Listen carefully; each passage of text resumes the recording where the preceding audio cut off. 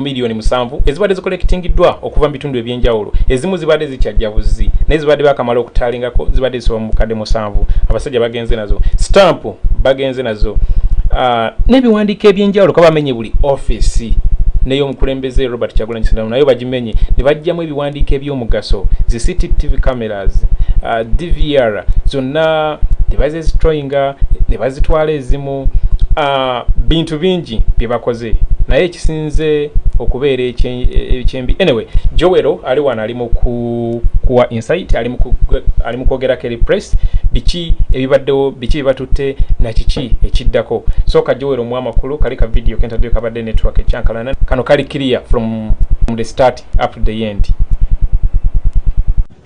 Today is a very sad day. Today is one of those days that we saw coming. It is one of those days which ideally should shake us, ideally should cause us to be moved.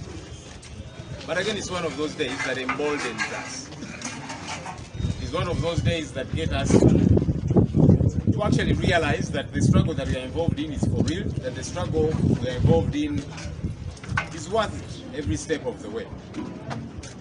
This clearly shows that wherever we are holding, we should hold tighter. So this morning we had an engagement with youth leaders from Nakawa division, and they asked to meet our team leader, the president of the National Unity Platform, and so we organized for that meeting. Many of you media colleagues were around, and then we were interacting with them. They were sharing their experiences. These are the ones that were voted at youth council level on the NUP ticket, and so they asked to meet their team leader, and today was the meeting. And so in our continuous interactions with them, that's how we learned that police and the army had surrounded our headquarters in huge droves. We asked somebody to do a count, and they could not do a complete count. We anyhow continued with our activity because we are a party, we are a registered party, and so party activities should be able to continue. So the party president meeting leaders within the party is not an offense, it's not a crime. When you go to the NRM Secretariat, work is ongoing and leaders are meeting different people. And of course, as we continued with the interaction together with the youth leaders, that's how now police and the army broke into our premises. They pushed the gate and told they cut a number of places. And of course, we had to make sure we be secure in a number of places within, because this is what happened in Arua. They broke into the hotel where Honorable Kyagulanyi and the rest of the colleagues were, and the rest, as you know, you saw what happened. They got them, tortured them, arrested them, and all of that. And also, we learned of another ploy, because tomorrow is nominations.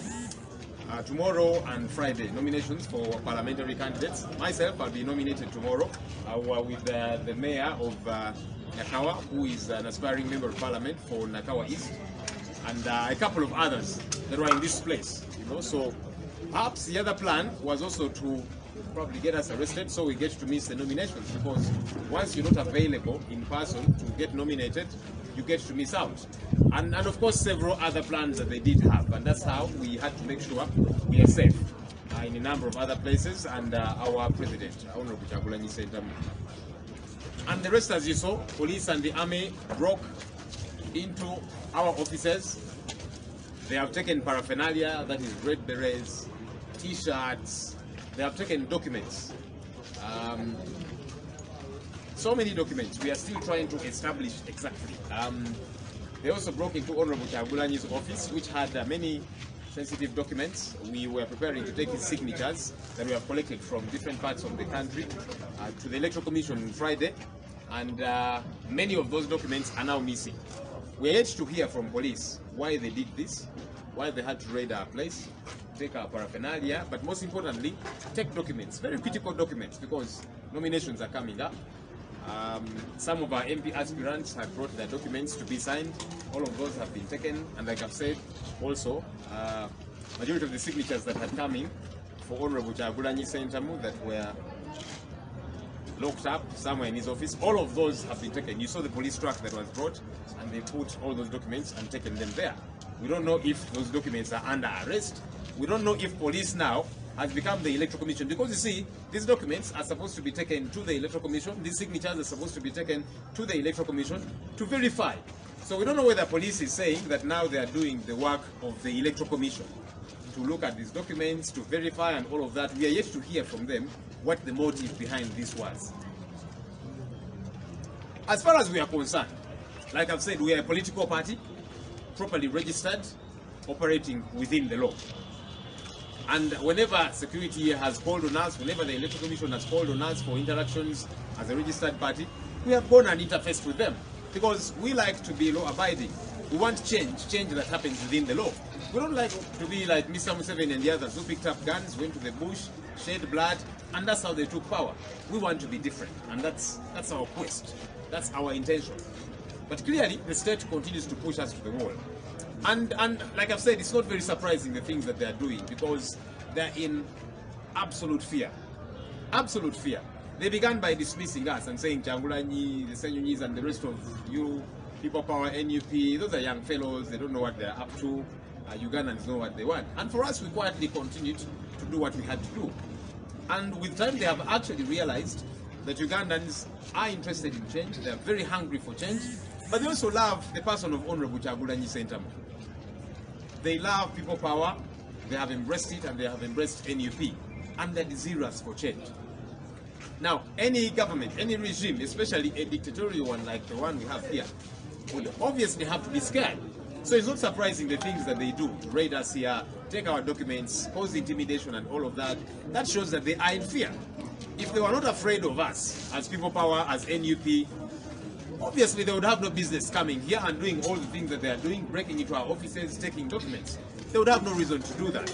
And so for us, as far as we are concerned, it has become very clear to us that we are a threat to this regime, and wherever we are holding, we should hold tighter. And as we try and make a very good assessment of what has happened, what they have taken, and as we wait to hear from police, our call to Ugandans out there is be stronger. All these activities, all these things should show you that what we are involved in is real, that the people we are up against are extremely scared of us, and that's why they're doing the things that they're doing.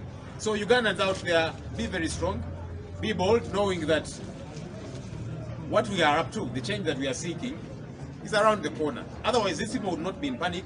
They would not be doing all the things that they are doing, all right? And for us, like I'm saying, we are not going to be like them. We are peaceful, we are organized, we are lawful, and we are going to achieve that change. Come rain, come shine. People power! Our power! People power! I would like to appreciate the young people that were in this place. You know, they keep making the allegation that People Power, NUP, those young fellows, they are violent and all of that. And they tried to push the young people that were in this place to the wall. Actually, we got information that police planted in them some others to try and provoke them. Say, come on, let's engage these guys, let's fight and all of that. And our young people said, no, we are peaceful, we have not broken any law by being at our party headquarters and meeting our party president. And the change that we want, we are going to achieve it peacefully. And that's who we are. So the state will keep branding us all the things that they brand us. And today, it's been very clear who is violent and who is not. Our young people are very peaceful, they remained seated, they were provoked, but they remained calm. Meanwhile, police was breaking into, they had all these machines, grinders, cutting their way through. So it has become very obvious to Ugandans out there who the violent ones are and who the peaceful ones are. The long and short, all these things that the state keeps doing, their intention is to weaken us, their intention is to cut our speed, their intention is to cause us to lose stamina and to lose our balance. Unfortunately for them, all these things that they are doing are only emboldening us, they are strengthening our resolve, they are causing us to become a lot more brave and a lot more courageous about what we are doing. And they will do whatever they have to do. But like somebody once said, nothing can stop an idea whose time has come. Nothing, and I repeat, nothing can stop an idea whose time has come. The time for Uganda is change. Ugandans are saying they have had enough of the 35-year rule of Mr. Museveni and the other bushmen that he took power with. Ugandans are saying, you have been around, you have done what you have been able to do, you have caused as much mess as you have been able to do. It's time to change. And while the regime will keep clutching on straws to try and frustrate that change, I want to repeat to them that nothing can stop an idea whose time has come. Saddam Hussein did this and a lot more. Omar Bashir in Sudan did this and a lot more. Muammar Gaddafi of Libya did these things and a lot more. But today they are all history. So our message to President Yoweri Kaguta Museveni, the outgoing president of Uganda, you will do all these things and a lot more. But our resolve is strong. And like we're saying, nothing can stop an idea whose time has come. It's time for change. And that change is going to happen. Luckily for us, like I'm saying, we are different from you. We are not going to shed blood. We are not going to kill people to take power. No, we are peaceful. We are law-abiding. And we are also civil. We are civilized. We are not like the Bushmen. We are going to achieve this change peacefully. So let's be strong Ugandans. Let's be resolute. Let's be emboldened.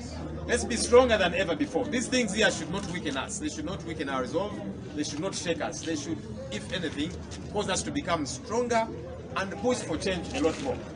That if our parents have not been able to witness a transition, a peaceful transition, our children should be able to see that.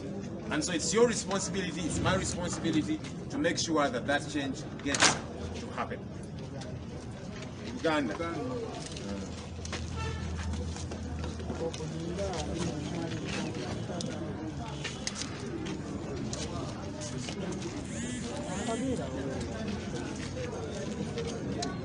Olunaku olwaleero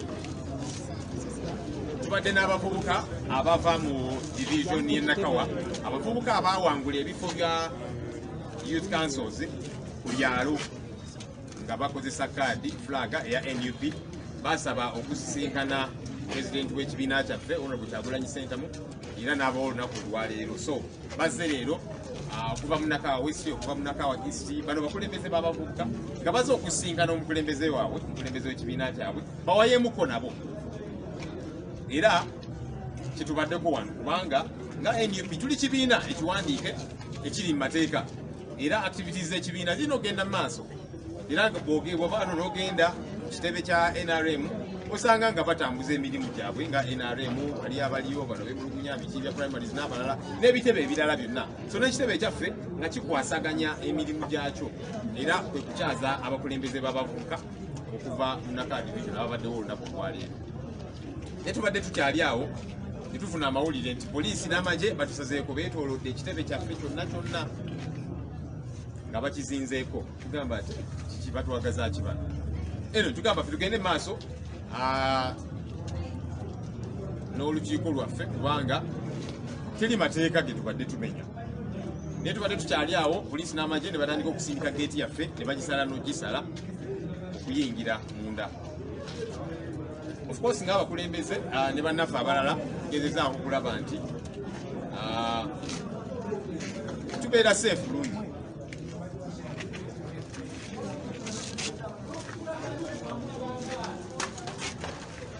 So nga mbadde ngamba nti ng'abakulembeze bwe twajjukira of course ebyali mu Arua, poliisi n'amagye byasalako hoteeri Honorable Kyagulanyi Ssentamu gye yalimu ne bamanya ebisenge byonna ne babajjamu ne bawakuba yasinka ne bamukuba amasasi nga tulina okwekengera.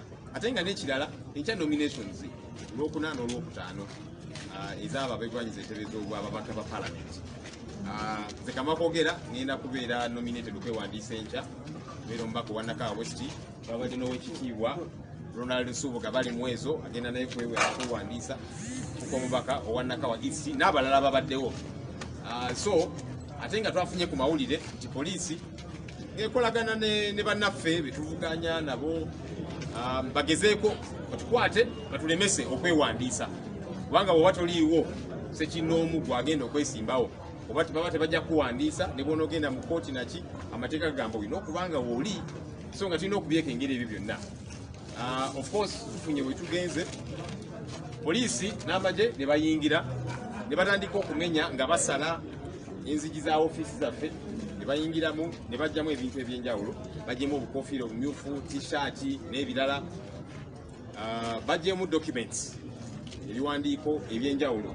Tulina bannaffe abagenda okwenominatinga enkya n'olwokutaano ababadde baleese ebiwandiiko byabwe tubisayininge ng'ekibiina secretary general waffe ebisinga ebyo babitutte. Twabadde tucollectinze signatures eziwerera ddala eza honorable Kyagulanyi Ssentamu bamenye ofiisi ye naye ne bayingirayo ne babitwala. Kati of course tugezaako okwebuuza poliisi kino yakikoze etya, tebaze na search warrant oba ki, batutte ebintu bino byonna n'ebiwandiiko n'ebirala. Ebintu bino Electoral Commission ebivunaanyizibwako era bannaffe ababadde bagenda okubeera nominated badde bagenda bitwala ku Electoral Commission. The signatures eza honorable Kyagulanyi Ssentamu zitwabadde tufunye nazo nga zigenda twalibwa ku kakiiko k'ebyokulonda. Naye ate kati poliisi ebitutte kati twebuuza poliisi etandise kukola mulimu gwa kakiiko k'ebyokulonda kubanga ebintu ebyo byonna ebiwandiiko ne signatures byonna nga tulina bitwalira Electoral Commission ebiverifying ebyekkeneenye ekakase nti signature zino mu voters register mu ebiri n'ebirala n'ebirala. Naye kati poliisi ebitutte kati tugezaako kwebuuza tetunawulira kuva eri poliisi kutegeera ki kye baliko kino baakikoze ku lwaki. So twebuuza poliisi etutte ebintu bino ebyekkeneenye ebiverifying nti kaakati poliisi yatutte omulimu gw'akakiiko k'ebyokulonda. Tulinze tuwulire okuva eri poliisi nga naffe tukola assessment damage ebaddewo n'ebintu ebirala byonna bye batutte tulabe tuzaako. Ffe nga NUP okusookera ddala twagala okwebaza abavubuka ababaddewo wano kubanga poliisi n'amagye bagezezzaako okubasoomooza bave mu mbeera bateekewo effujjo ngeri effujjo kuba gavumenti etera negamba nti people power NUP abo bakozi ba ffujjo n'ebirala. Naye abavubuka abaffe ababaddewo wano njagala beebaza nti babadde bakakkamu era tutegeddeko nti poliisi era n'abavubuka be bataddetaddemu babasoomooze. Kati abagaayi tubazingeko tubasobola naki n'ebirala. Abavubuka ne bagamba nedda tulina musango gwe tukoze tulina tteeka litumenye tuli wano ku mateeka teri tteeka litukugira kujja ku kitebe kyaffe kuwayamuko n'abakulembeze baffe. So ne basigala nga bakakkamu ate poliisi yo yekoze effujjo nga balina ebyuma basaza enzigi za ofiisi zaffe ne bamenyamu ne bayingira ne batwala ebintu byonna bye batutte. So ne kyeyolekera ddala baani abakozi b'effujjo ate baani abatali bakozi b'effujjo. Poliisi ne gavumenti ya Mwai Museveni tebagezaako okukola bagezaako tusala speed.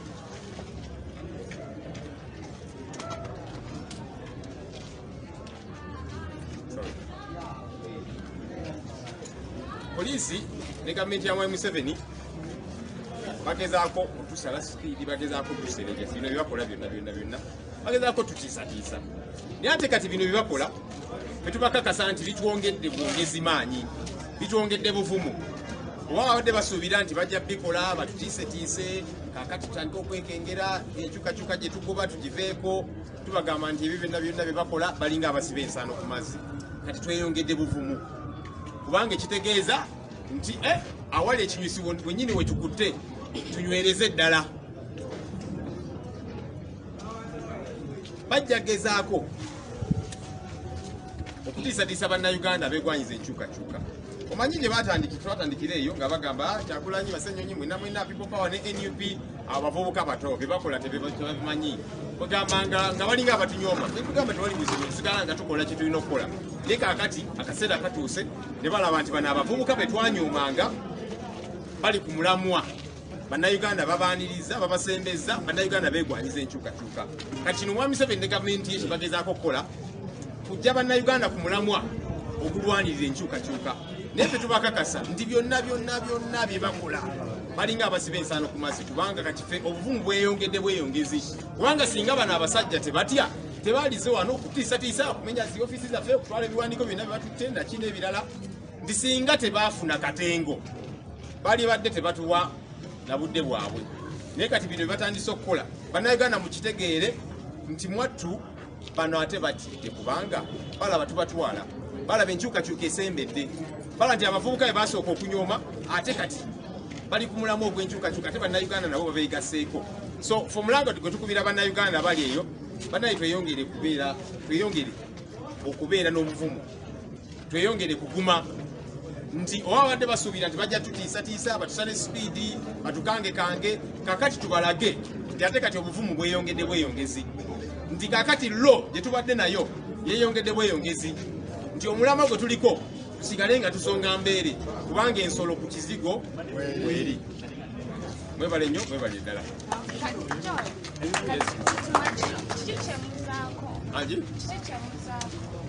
N'emikono gyonna gye babadde balese gye batutte kiki?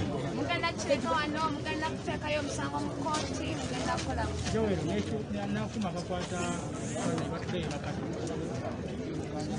Yes, of course ekirala kye batutte ndezi CCTV camera zaffe zisaava byonna babitutte. Ffe ng'ekibiina tulinze tuwulire poliisi kikyegamba kubanga tebaze na search warrant. Singa baze ne search warrant yali badde eraga nti tuze okusakinga kino nakiri naye baze buzi ne batandika okumenya ne batwala be batutte. So tulinze tulabe oba poliisi n'afulumya kiwandiiko oba enaakola etya etutegeeze kino kye bakoze bakikoze ku lwaki. Ebiwandiiko byonna bye batutte era tukyakola assessment ne signatures ze batutte. Ffe mwattu bannayuganda abasayininga ebintu bino gye bali bakyaliyo nti poliisi ne bwesalawo nti bagenda kubyokya bagenda bikozesa naki ffe tetutidde. Bannayuganda abazze batwagala abazze batulaga okwagala bakyaliyo nti ne signatures n'ebiwandiiko byonna bye batutte. Of course tugenda kukwatagana ne balooya baffe tulabe kiki tuzaako naye ffe twagala obbakakasa kuba bayinza n'okwetoloola ate kati emisango biki bino byonna bye tulina tubikutenga ekizibiti. Meanwhile akakiiko k'ebyokulonda signatures za Honorable Kyagulanyi Ssentamu bazirinze nga bo tebajja kwagala kuwulira nti ate kati poliisi ebirina naki naye ffe tubakakasa nti byonna bye bakola balinga abasiba ensaano ku mazzi. Bannayuganda abasayininze epapula ezo poliisi zeetutte bakyaliyo era bajja kuddamu basayininge. Mwami Museveni ne gavumenti yo kibalumire ddala nga bannayuganda babalaga nti niwe munaakola mutya bo bakyaliyo era enkyukakyuka bakyajagala. So tugenda kukwatagana ne balooya baffe batubuulire ki ekiddako tugenda kukwasaganya tutya kubanga tetugenda kukkiriza bumenyi bw'amateeka butambule nga bugenda mu maaso. Naye weewaawo ffe emirimu gyaffe gigenda sigala nga gitambula. Ebiwandiiko bye batutte era ba aspirants baffe tujja bategeeza bafiiringe nga bukyali tuddemu tubisayininge. Bannayuganda abadde basayininze foomu ezinominating Honorable Kyagulanyi Ssentamu bagenda kuddamu babisayininge. So bye bakola byonna nga bwe mbagambye balinga abasiba ensaano ku mazzi. Bagezaako okulemesa ba aspirants baffe okubeera nominated okuyingira parliament. Bagezaako okulemesa Honorable Kyagulanyi Ssentamu okubeera nominated okwewandiisa afuke president wa Uganda. Obudola abatwala ebiwandiiko byaffe ne signature nakina ebirala naye byonna bye bakola balinga abasiba ensaano ku mazzi. Tujja kukola butaweera weewaawo akadde kaggwayo naye tugenda kukola speed tubalage nti enkyukakyuka tukyajagala. So what we are going to do, we had actually in total all the signatures that majority of them had come through. A few are still coming from the field. All right, those that were doing the tally for us told us we had 7 million signatures so far that we had gotten, because Ugandans out there want change. They are hungry for change. All right.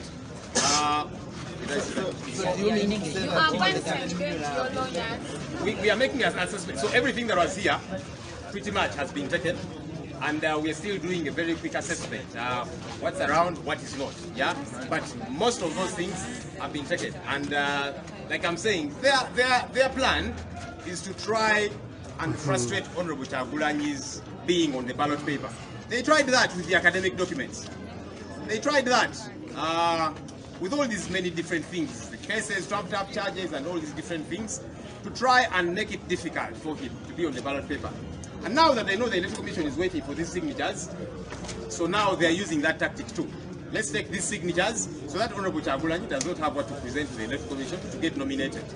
That's their plan. But we are saying, whatever they plan to do, it is a total waste of time, because we are going to do everything possible to make sure that we get the signatures that are required. Whatever they've taken, yes, we're going to try and chase within the law and so on, but you know how that usually goes. You know, police will say they're holding on to this as exhibits, and then you begin a court process that might take forever. Meanwhile, the deadline is drawing near. So for us, we are already activating our mobilizers to start the process immediately, to begin collecting the signatures that are required, even as our lawyers pursue the legal issues to say these guys raided this place, they did not have a search warrant, they've taken our property, they've taken our documents and all these different things. Why? That's illegal. So as our lawyers are chasing that, we are also becoming proactive. And so we have already reached out to our mobilizers and asked them, please restart collecting these signatures. You know, and if those people are saying, but wait a minute, I already signed, why are you asking me to sign again? We are hoping that they've been able to see what has happened. So that is both fronts are ongoing. Chetuli Mukola. Oh, that's what we do. Okay, so Banafe abadde bakunganya emikono ekisinga gyonna gyabadde nga gyatuuse dda wano kubanga nga tutwala ku Lwokutaano mu kakiiko k'ebyokulonda nga tugirina wano tweteekateeka kubanga zizze nga ziva mu field yonna. So bannaffe babaze era ne batukakasa nti tubadde tulina miliyoni 7 obwa signatures ez'Abannayuganda abagamba nti ffe twagala nkyukakyuka era Kyagulanyi tukusembye. Era nga bwe mbagambye nti gavumenti ya Mwami Museveni kye bagezaako okukola kulemesa Honorable Kyagulanyi Ssentamu okubeera ku ballot paper gy'odolaba batwala bino ebintu ne signatures n'ebirala bakigezaako ebiwandiiko bye ne bagamba kino naki ne bamuteekako ebisangosango bamulemese okubeera ku ballot paper. So n'ebino ebiwandiiko bye batutte ne signatures kye bagezaako okukola kubanga akakiiko k'ebyokulonda kalinze signatures zino ku Lwokutaano era nga twali tuzikuŋŋaanyiza tuzitwale. Naye kati bazitutte poliisi nga baagala tutuuke wali akakiiko katubuuze biriwa. So ffe kye tukola tukozesa enjuyi zombi era tukwasaganye ne balooya baffe batandike okukola ku musango kuba poliisi kyekoze n'amagye kimenya amateeka. Bazze wano tebalina search warrant, batutte ebintu byaffe, batutte signature, tubabuuza abaffe mutuyambako okuzitwala ku kakiiko k'ebyokulonda kiki mukola kubanga tulina transport yaffe egenda ozitwala n'ebirala. Okay, so balooya baffe nga following ako ekyo bannaffe abali mu field abanoonya signature tubagambe bannaye kakati ate muddemu speed tutandika okufuna signatures endala ziri bwe baziremera tube nga tulina ezisobola okutwala mu kakiiko okuwandiisa Honorable Kyagulanyi Ssentamu. Okay, thank you. Alright, oyo abadde Joel Ssenyonyi, spokesperson wa National Unity Platform, stroke People Power, nga kunyonyola ki ekigenda maaso. Byonna obiwulidde bulungi. Abasajja batutte mikono over 7 million signatures ezibadde zicollectingidwa all over Uganda. Abasajja bagenze nazo. Of course, tosuubira nti ndo bagenda zituddiza. Eyo ye mutu kutaktiki yaabwe gye baabaze okutulemesa. Gwe munnanga ali eyo ndabyeko comments ezimu nti lwaki mwateresawo emikono simanyi biki munenya abantu banage toyina muntu n'omugoyinza kunenya mu kino ekintu. We are dealing with a dictator. Kati emikono twandikitadde mu toilet twandikitaddewa. Sometimes tuyina okulowooza nga tunaba kukondeminga bintu bimu mikono twandikitaddewa. You understand? Ndabyekawo abantu abamu bagamba mu People Power lwaki emikono simanyi signatures mwazitaddawo lwaki ebintu ebisinga mwabitaddawo and all that. Njagala kukubira ku ddoboozi lya ka video ka Kyagulanyi Ssentamu aka Bobiwine. Speech gy'akoze nga abapoliisi bali wabweru. Kuwajjukira wabaddeyo press conference. Bobiwine n'abaako byayogera nga tannaba era abadde amaliriza bw'ati abasajja ne bayingirawo. Speech ino gy'akoze.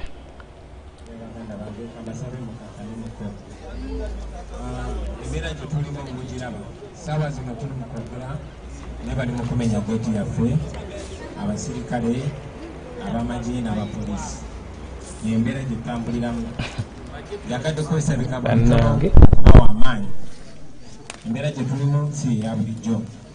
Baganda bange mwenna bagenda gezaako okukozesa ssente okubagulirira nga basinziira ku bwavu bwabwe. Ekinagaana bagenda kukozesa amaanyi nga bwe bali mukola essaawa zino. Tulidde bingi bye mbadde njagala okwogerako olwaleero naye njagala mumanye nti bwe tetuli mu democracy. Abakyakayanira zikaadi abakyakayana nti esibye mu kifo tetuli ku lutalo lwa bifo, tuli ku lutalo lwa kujjako nakyemalira. Tunamala okujjako nakyemalira omanyi nti ebifo byonna emitwalo n'emitwalo bijja kubeerawo. Tukkiriziganya.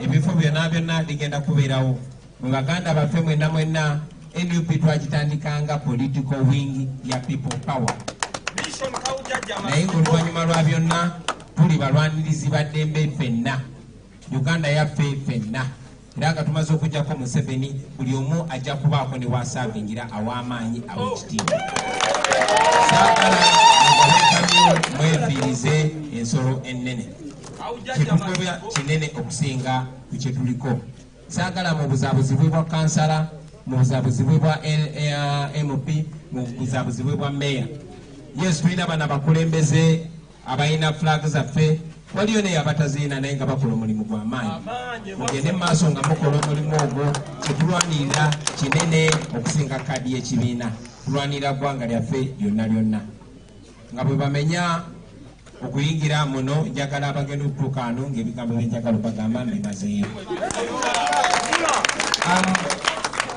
njagala mukimanye nti kuno si kwe kulonda okwa bulijjo eno gavumenti nga bwe badde ekola egenda fuba nnyo n'okukozesa abamu ku bannaffe bagenda bassaamu ssente abalaba bakozese okutwerimbikamu naye ng'ekigendererwa kyabwe mukimanyi mpozi n'ensonga y'abakyala n'okwebaza abakyala abenyigiri mu bukulembeze twali twogera ne muganda wange Bobiwine lumu ne mugamba naye Nobia lwaki tuvaawo newesimbawo n'agamba Bobi nja kusaavingira wendi naye ati mukyala we yatusanyusa n'agamba okay mwe musaavingire we muli mu Robert style nze kambayingiremu weebale nnyo maama abakyala abalala mwenna abali wano n'abatali naffe leero njagala ebigambo bino mbimaleyo bagenda okutuuka munda nga tubimazeeyo kati ndowooza ne bwenkema mwebale nnyo mwebalire ddala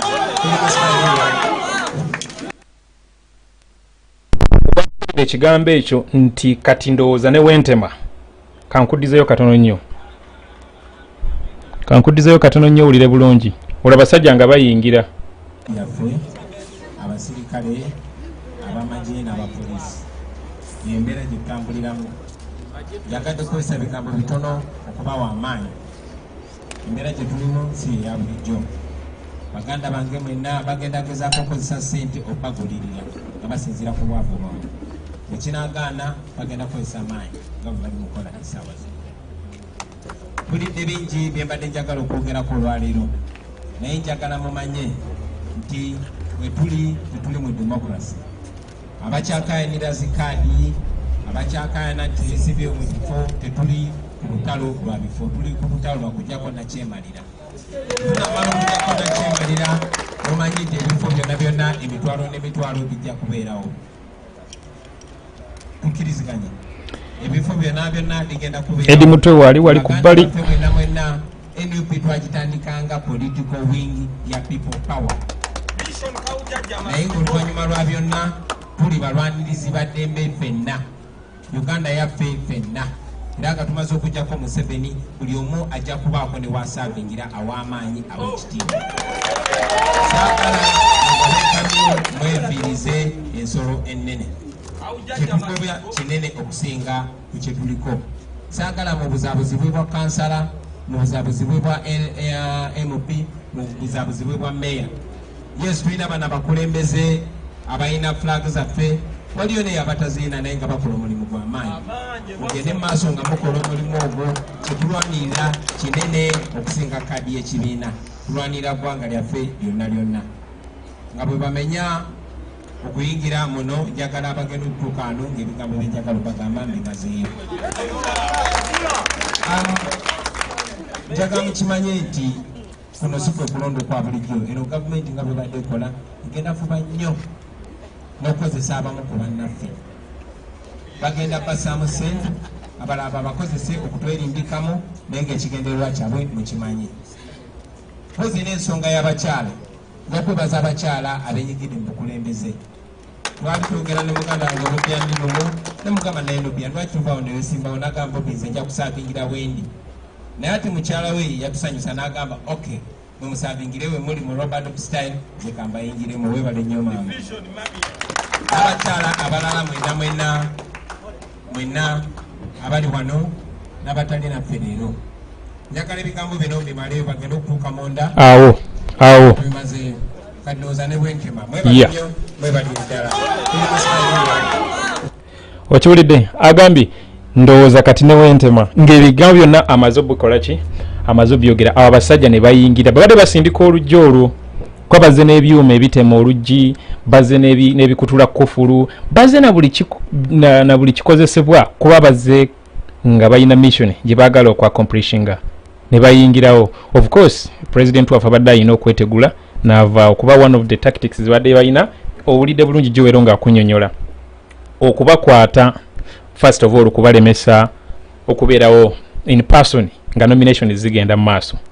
Bakutte abapoliisi ow'ebikumi nga bimeka njagala osooka otunulire vidiyo eno.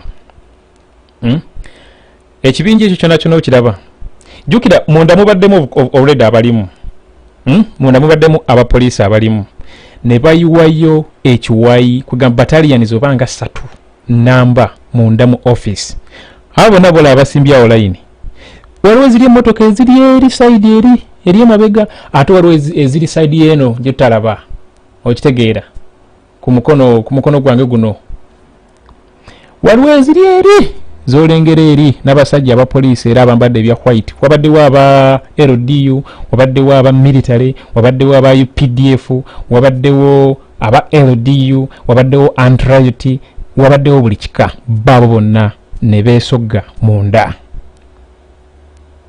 nga balina okumaliriza ekyabaleese. Signatures bazitutte, stamp bazitutte, enkofiira zonna bazitutte, umbrella zonna bazitutte, notebooks bazitutte, pen zonna bazitutte, CCTV camera DVRs bazitutte, bademolishinze buli kimu munda mu office omwo. Bonna bayingidde nga obalaba. Bonna ne baggwera mu office omwo munda kuba national platform goyinza okalabanga akazimba akatonaawo naye maani eyo office munda nnene.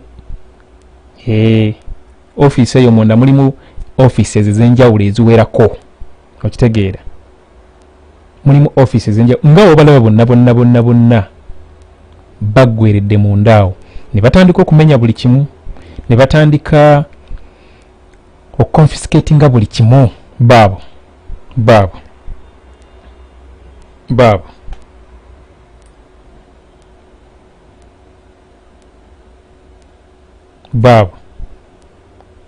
beetegereze bulungi okumanya omusajja yatya nnyo ono yatya nnyo baabo bonna baggweredde munda. Abaana baffe abamu bakwatiddwa mukyali wange ennyo Semayisima ng'ono yatuweereza amawulire ku platform y'ekyoto bamukutte n'abalala abasinga babakutte ngenda kusomera mu kiwandiiko Bobiwine kyafulumiza ku ebyo bye batutte. Ku ssaawa zino wetwogerera Bobiwine afulumiza ekiwandiiko ku Facebook kiwanvu obwedde of course ateekayo updates naye agambye bamaze okukola assessments. After the criminals left our offices, the team has just finished making an assessment of what has been stolen in broad daylight. I have been informed that most of our forms with the signatures for nominations have been taken away. They have also taken 23 million shillings, part of which was meant to facilitate our parliamentary candidates with the nomination fees. Kansoke nkomao mukyajukira sente za muda ku mutaze tubadde tujja tucollectinga last week twali ku live ku platform za fezisinga nga tuli mu collectinga sente eza muda ku muda that day twa collectinga $6. This is part of the money abasajja bano zibatutte akabox ka muda ku muda nako bakatutte nkugambye akabox ka muda ku muda naka abasajja bakatutte obusente bwaffe bwe tuteekamu obw'ekinaku bakatutte akabox ka muda ku muda nako bakatutte kati akate situmanyi sente zikabaddemu kubajjukira abantu bateekamu sente on a daily basis. Oli waataddemu 10 onateekamu 10 onateekamu 1,000 olinateekamu 2 nako bakatutte $2.3 zino zo ze zibadde zimanyiddwa azininga onagamba nti zino $2.3 nzitadde wano abasajja bagenze nazo okiraba signatures zonna bazitutte katweyongereyo ne Bobiwine kyagamba agambye they have also taken so many of our branding materials including posters, banners, berets, t-shirts, pens, notebooks, etc. Our CCTV cameras have been vandalized and equipment taken away. Some comrades have been arrested and are being held at Chira Road Police Station. I have also been informed that so many of our people who are selling Noop branding materials in town are being arrested with the reckless abandon. Kasoke nkomao kituufu abasajja bano basazeeko ebifo byaffe ebisinga ebyenjawulo okwetoloola Uganda. Babadde bakwata buli muntu ali ku street, buli muntu ali mu kizimbe, ababadde ba printinga materials za NUP, ababadde batunda materials za NUP. Ne kino kijja kitya? Kino kijjanga Bobiwine amaze okulangirira. Jukira Bobiwine ku press conference yabadde gule yalangirira n'agamba batandise okucharginga abantu to this coming election. How are they going to charge them? With materials to use, with the okutambula Uganda nga bagenda bagula offices zenjawulo bayogera n'abantu. You know that person to person interaction president waffe gy'abeera nayo n'abantu eyina engeri gyezaamu abantu amaanyi. Kati ebintu byonna ebikozesebwa babitute. Naye kino kyonna bino byonna byolaba tebikutiisa muganda wange gwali kano ka video. Tebikutiisa, byali byakubaawo era bingi nnyo ebirala bikyakola ki? Bikyajja. Kano just this is just nothing. Bingi bikyajja. Okitegeera. Bobiwine akugambye they have also taken so many of our branding materials including posters, banners, berets, t-shirts, pens, notebooks, the CCTV cameras, the DVRs nazo bazitutte and equipment taken away. Some comrades have also been arrested and they are being held at Chira Road Police Station. I've also been informed that so many of our comrades who are selling Noop branding materials in town are being arrested. When you talk of Noop branding materials, think of anything. Think of a beret having a Noop logo. Think of an overall having a Noop logo. Think of a t-shirt having a Noop logo. Think of anything, oba kitabo, oba umbrella, babadde bali mu arrestinga. Katwengere ne Bobiwine kyagambye agambye instead of weakening us comrades, let these actions strengthen us and increase our resolve.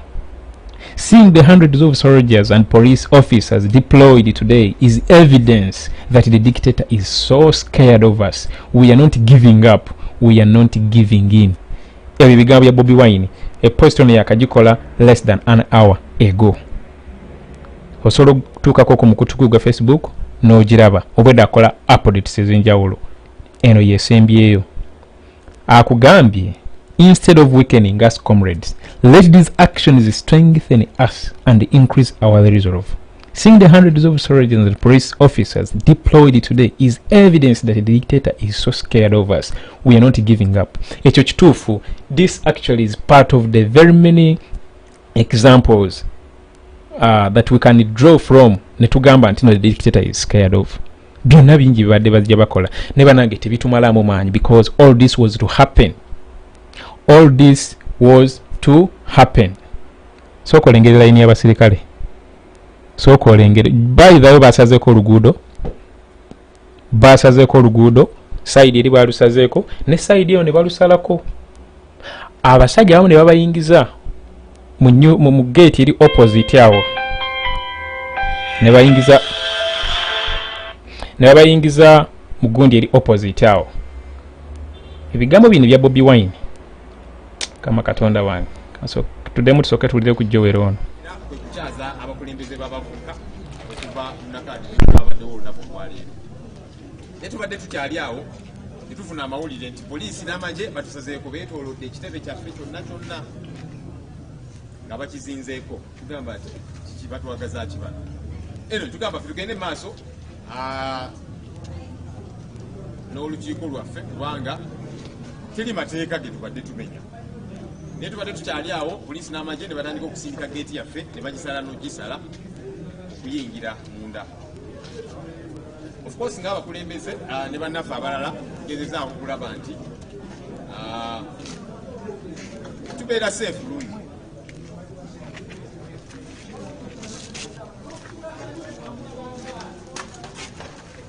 So nga mbadde ngamba nti nga abakulembeze bwetwajjukira of course ebyali mu Arua, poliisi n'amagye byasalako hoteri ona kukyagulanyisiramu byalimu ne bamanya ebisenge byonna ne babajjamu ne bawakuba yasinkawa ne bamukuba amasasi nga tulina okwekengera ate nga n'ekirala enkya nominations olwokuna n'olwokutaano ezaabo abegwanyiza entebe z'obwababaka ba parliament.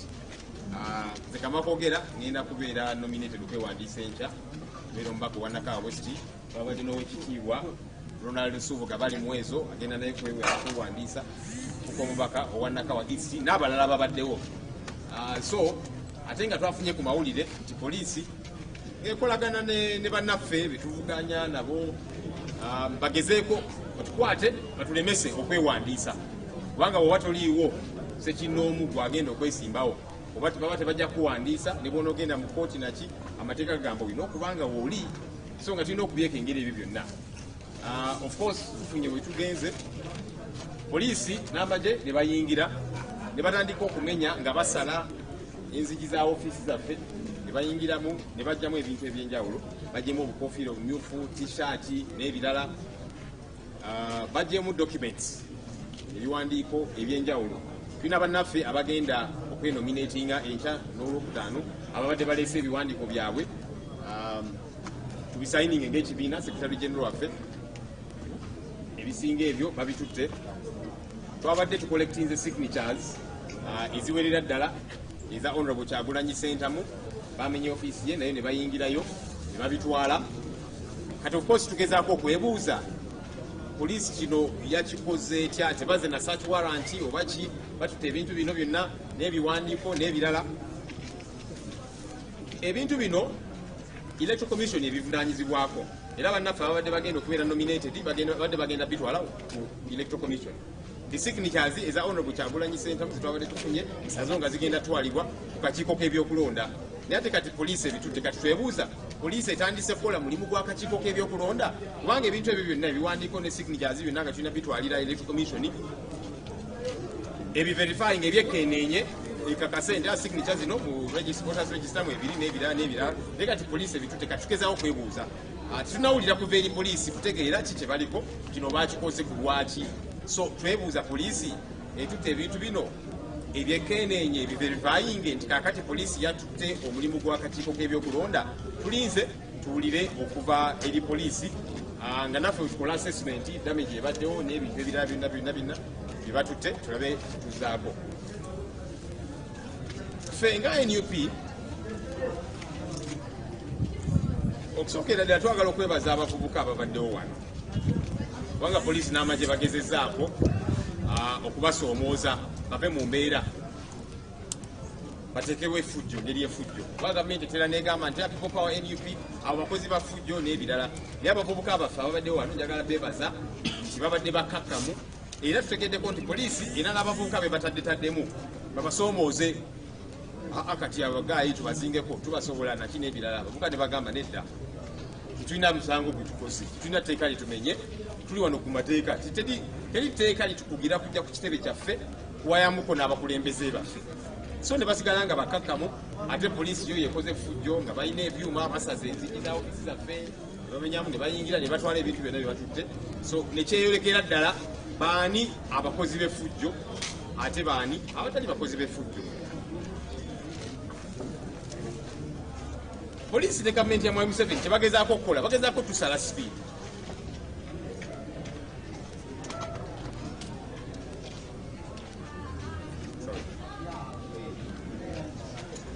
Poliisi ne gavumenti ya Mwai Museveni bagezaako otusala speed bagezaako tuserejesa bino byebakola byonna bagezaako tutiisatiisa. Naye ate kati bino byebakola betubakakasa nti litwongedde bwongezi maanyi litwongedde buvumu oba babadde basuubira nti bajja bikola batutiisetiise kaakati tutandika okwekengera enkyukakyuka gye tugoba tugiveeko tubagamba nti ebyo byonna bye bakola balinga abasiba ensaano ku mazzi kati tweyongedde buvumu kubanga ekitegeeza nti awali ekinywisi wennyini we tukutte tunywereze ddala. Bajja gezaako okutiisatiisa bannayuganda beegwanyiza enkyukakyuka. Omanyi gye twatandikira eyo nga bagamba Kyagulanyi Basenyonyi mwenna People Power ne NUP abavubuka bato be bakola tebabimanyi. Bagamba nga balinga abatunyooma. Tugamba tewali buzibu tusigala nga tukola kye tulina okukola. Naye kaakati akaseera katuuse ne balaba nti bano abavubuka be twanyoomanga bali ku mulamwa. Bannayuganda babaaniriza babasembeza bannayuganda beegwanyiza enkyukakyuka. Kati no Museveni ne gavumenti ye kye bagezaako okukola kujja bannayuganda ku mulamwa okulwanirira enkyukakyuka. Naye ffe tubakakasa nti byonna bye bakola balinga abasiba ensaano ku mazzi kubanga kati ffe obuvumu bweyongedde bweyongezi. Kubanga singa bano abasajja tebatya tebaalize wano okutiisatiisa okumenya zi ofiisi zaffe okutwala ebiwandiiko byonna bye batutte ndaki n'ebirala nti singa tebaafuna katengo baali badde tebatuwa na budde bwabwe. Naye kati bino batandise okukola bannayuganda mukitegeere nti mwattu bano ate batidde kubanga balaba tubatwala balaba enkyukakyuka esembedde bala nti abavubuka be basooka okunyooma ate kati bali ku mulamu ogw'enkyukakyuka ate bannayuganda nabo babeegaseeko. So fomulaga gwetukubira bannayuganda bali eyo bannaye tweyongere okubeera n'obuvumu tweyongere kuguma nti oba badde basuubira nti bajja tutiisatiisa batusane sipiidi batukangekange kakati tubalage nti ate kati obuvumu bweyongedde bweyongezi nti kakati lo gye tubadde nayo yeyongedde bweyongezi nti omulama gwe tuliko tusigale nga tusonga mbeere kubanga ensolo ku kizigo bweri. Mwebale nnyo mwebale ddala.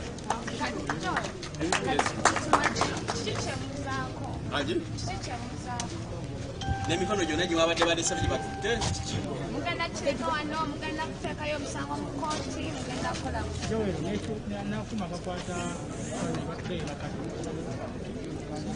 Yes, of course ekirala kye batutte ndezi CCTV camera zaffe zisaava byonna babitutte. Ffe ng'ekibiina tulinze tuwulire poliisi kikyegamba kubanga tebaze na search warrant. Singa baze ne search warrant yali badde eraga nti tuze okusakinga kino nakiri naye baze buzi ne batandika okumenya ne batwala bye batutte. So tulinze tulabe oba poliisi enaafulumya kiwandiiko oba enaakola etya etutegeeze kino kye bakoze bakikoze ku lwaki.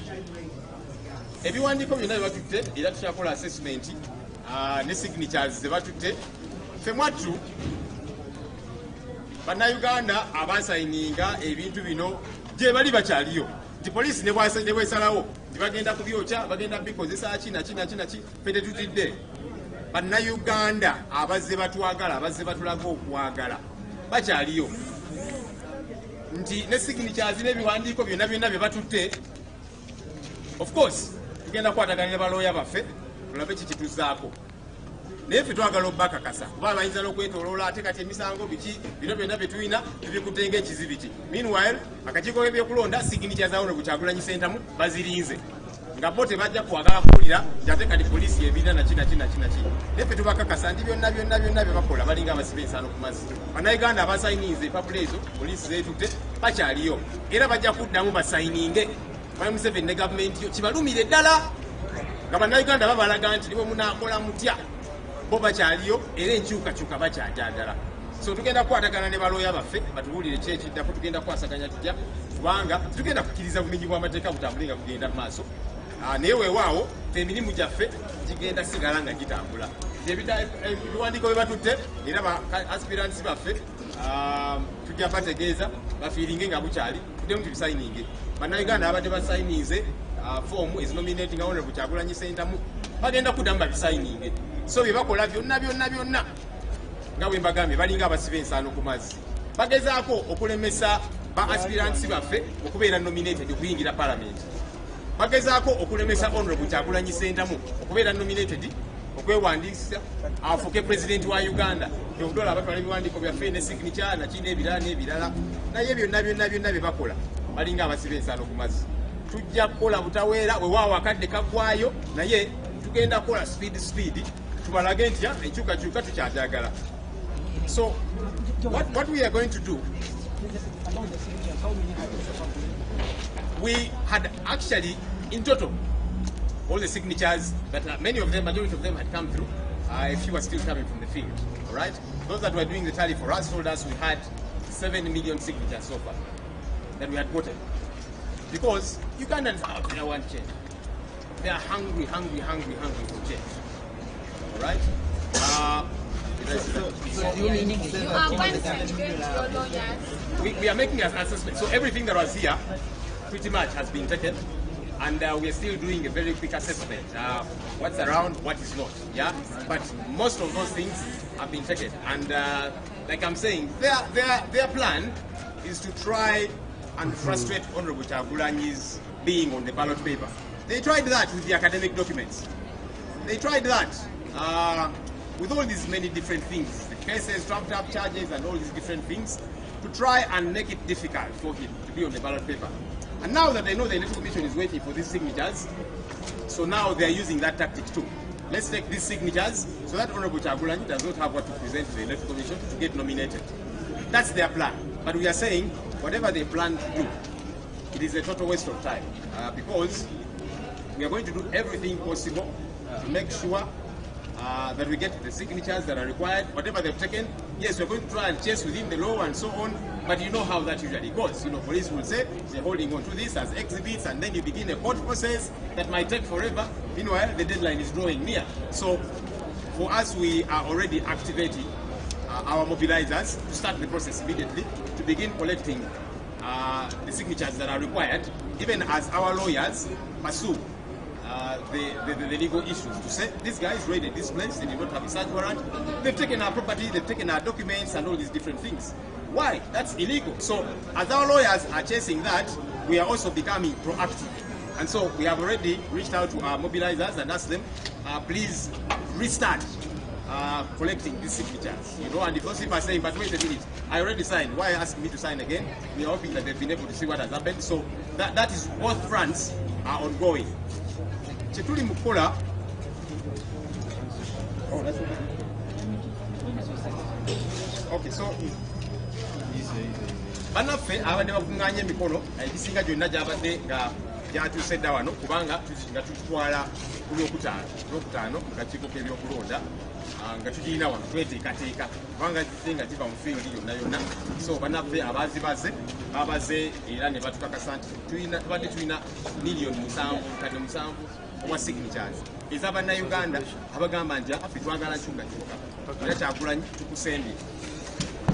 Era nga bwe mbagambye nti gavumenti ya Mwami Museveni kye bagezaako okukola kulemesa Honorable Kyagulanyi Ssentamu okubeera ku ballot paper gy'odolaba batwala bino ebintu ne signatures n'ebirala bakigezaako ebiwandiiko bye ne bagamba kino naki ne bamuteekadde ebisangosango bamulemese okubeera ku ballot paper. So n'ebino ebiwandiiko bye batutte ne signatures kye bagezaako okukola kubanga akakiiko k'ebyokulonda kalinze signatures zino ku Lwokutaano era nga twali tuzikuŋŋaanyiza tuzitwale. Naye kati bazitudde poliisi nga baagala tutuuke wali akakiiko katubuuze biriwa. So ffe kye tukola tukozesa enjuyi zombi era tukwasaganye ne balooya baffe batandika okukola ku musango kuba poliisi kyekoze n'amagye kimenya amateeka. Bazze wano tebalina search warrant, batutte ebintu byaffe, batutte signature, tubabuuza abaffe mutuyambako okuzitwala mu kakiiko k'ebyokulonda kikye mukola kubanga tulina transport yaffe egenda ozitwala n'ebirala. Okay, so balooya baffe nga following ako ekyo bannaffe abali mu field abanoonya signature tubagambe bannaye kakati ate muddemu speed tutandika okufuna signatures endala ziri bwe baziremera tube nga tulina zisobola okutwala mu kakiiko okuwandiisa Honorable Kyagulanyi Ssentamu. Okay, thank you. Okay, Joe erondooza tumweyongeza bulungi buli omu amuwulidde bulungi. Naye mbadde njagala kubaka ekintu kye nkugamba. Abasajja bano basazeeko offices zaffe eza National Platform eza People Power. Webasazeeko gundi eno CCTV camera ne bajja mu DVR mu server and all of those ne badisconnectinga buli kimu surveillance ne bagidisconnectinga then mwenna ndowooza mubaddeko ku live olabye engeri gye bajjeyo obukofiira bwa FDC ne bajjayo obukofiira bwa NRM ne bajjayo bano obwa kiragala something like that. Realistically speaking, engeri abaana ba People Power gye twakyawamu NRM kwaye batuusizza ku bino ebintu byonna oyinza okuŋŋamba nti nno tuyinza okubeeramu nga tuyinamu enkofiira za FDC enkofiira za NRM ezo nga tuzikozaamu ki kati kikye ŋŋamba expect anything. Poliisi enzo kwate nabakuvaayo kwogera wenkoledde live eno naye expect anything. expect anything out of this raid. Naye nga ekigendererwa kya raid eno kibadde kyakulemesa baana abagenda okwesimbawo kutaninga up mu budde then baba disqualifying kuba badde basubmitting the documents zaabwe, documents bazitutte.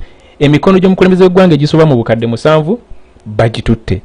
Their intention was to delay us such that the deadline etuleka tubeere nga tuli court off. Ye intention yaabwe. Then intention endala kutu blackmailinga na bintu byonna bye basobola. Kati ngeze enkofiira bayinza noteekamu emundu. Of course bazze babikola nga babikola mu Arua. Bazze babikola bino si bipya.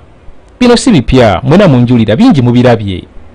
Kati mbuuza akakofiira oba maski ebeera etya y'obulabe eri state. Akakofiira obukofiira akakofiira okay twabala badde bakankana dempale gaba bugumadda. Then mask eri meant to save someone's life against COVID ebeera etya a threat eri abasajja bano. Ka notebook olwokuba kaleka ekigambo people power olwokuba kaleka ekigambo NUP kabeera katya a threat eri abasajja bano. You understand? So bino byonna bibakola banange tebibamalamu maanyi, tebibatiisa, tebibamalamu maanyi. What I can say, expect even more than this. Kuba ekitufu kiri nti bana basajja batya nnyo. Nze nakubuuziza kiki kye basobola okukola n'okicomparinga n'okutta obulamu bw'omuntu abanafe bazze n'ogamba kale n'okola statement egamba nti at least okunzita onkola kino kiki kye basobola okuddamu okukola kuba nothing you can compare to someone's life. Baagala dde okutta Robert Kyagulanyi. Basa abaana baffe bangi nnyo. Kipya kigwe ky'osuubira kye basobola okukola. Kiki nkugamba obudde bwabwe bwaweddeyo bibye bikoofiira. Ndowooza obiraba bibyo. Kati bagenda ku profilinga, bagenda kwebuza amagezi, baveeyo ne fabricated stories, baveeyo na buli kimu nga byali mu Arua. Banange this is not new. Bino muzze mu biraba nga babikola. What I can say ng'omukulembeze waffe bwagambye atugambye last statement gyakoze tanaba kuvaayo kwogera nti oba alabikeko Republic Joyero yavuddeyo n'akola statement naye Bobiwine akugambye ku statement gyawadde nga balaga insight y'ebintu bye batutte assessment gye bakoze y'ebintu gye batutte akugambye instead of weakening us comrades let these actions strengthen us and increase our resolve. Kitwongere maanyi, kitwongere buvumu, tekitumalamu maanyi. Nagamba seeing the hundreds of soldiers and police officers deployed today is evidence that the dictator is so scared of us. We are not giving up, we are not giving in. Kikyategeeza tebibamalamu maanyi, tewali kusarendalinga, tewali giving up, we should keep focused, we should keep moving. Oba tosobola kutambula wakiri yavula, oba tosobola kwavula wekulule, oba tosobola kwebyo byonna artist gezaako okulaba nti osigala artist oyina movement gyokola sigala ngo movinga bibyo bikofiira yembadde mbagamba nga ni ku national platform waliwo labye y'omwana atadeka akakofiira ka FDC walabye y'omwana akwata ayambala akakofiira ka power okitegeera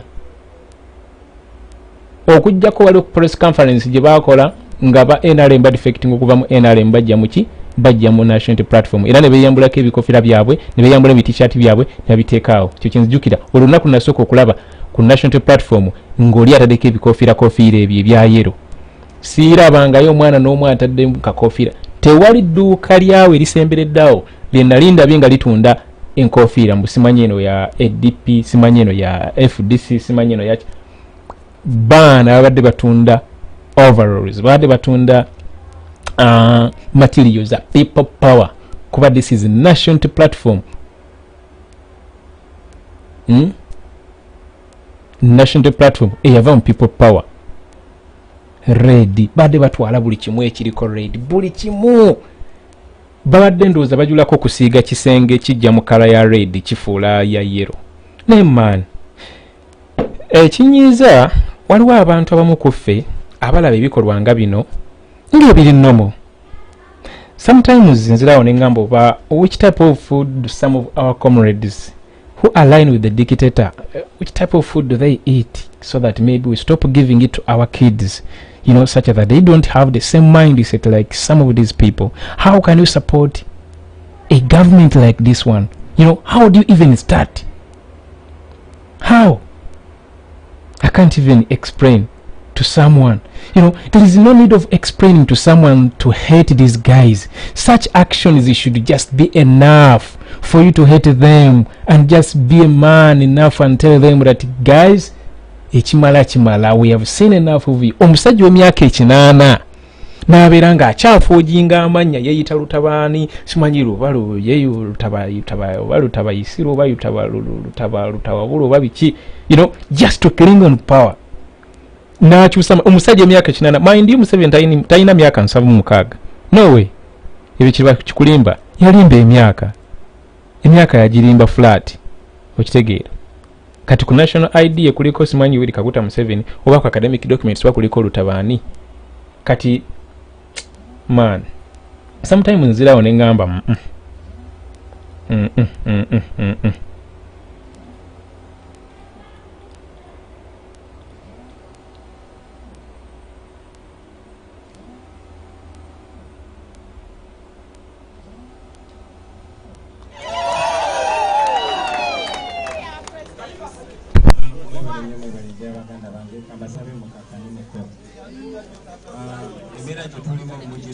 Sawa zino tuli mukogera neba ni mukumenya geti yaffe abasirikale abamagye n'abapolisi n'embeera gye tutambuliramu yagadde kukozesa bigambo bitono okubawa amaanyi.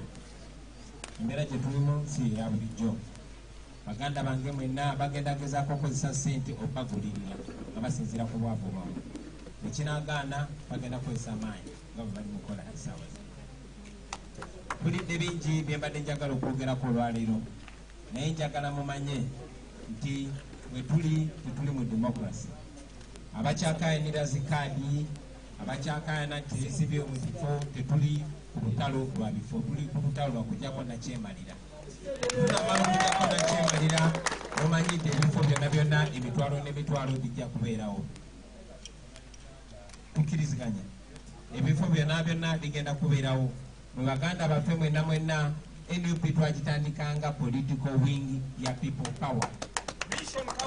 Naye ng'oluvannyuma lwa byonna tuli balwanirizi ba ddembe ffenna, Uganda yaffe ffenna. Era nga tumaze okujjako Museveni, buli omu ajja kubaako ne wasaavingira aw'amaanyi aw'ekitiibwa. Saagala nga mwefiirize ensolo ennene, kyetugobya kinene okusinga ku kye tuliko. Saagala mu buzaabuzibwe bwa kansala, mu buzaabuzibwe bwa MP, mu buzaabuzibwe bwa meya. Yes, tulina bana bakulembeze abalina flag zaffe, waliyo naye abataziina naye nga bakola omulimu gw'amaanyi. Mugende mu maaso nga mukola omulimu ogwo, kyetulwanirira kinene okusinga kkaadi y'ekibiina. Tulwanirira ggwanga lyaffe lyonna. Nga bwe bamenya okuyingira muno, njagala abagenda okutuuka wano ng'ebigambo bye njagala okubagamba mbimazeeyo.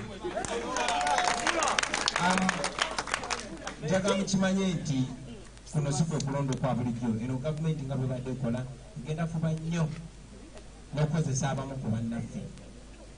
Bagenda bassaamu ssente, abalala babakozese okutwerimbikamu, naye ng'ekigendererwa kyabwe mukimanyi. Mpozi n'ensonga y'abakyala, nja kwebaza abakyala abenyigiridde mu bukulembeze. Twali twogera ne muganda wange Obubya ndi mumu, ne mugamba naye Obubya lwaki tuvaawo ne weesimbawo, n'agamba Obubya nja kusaavingira wendi.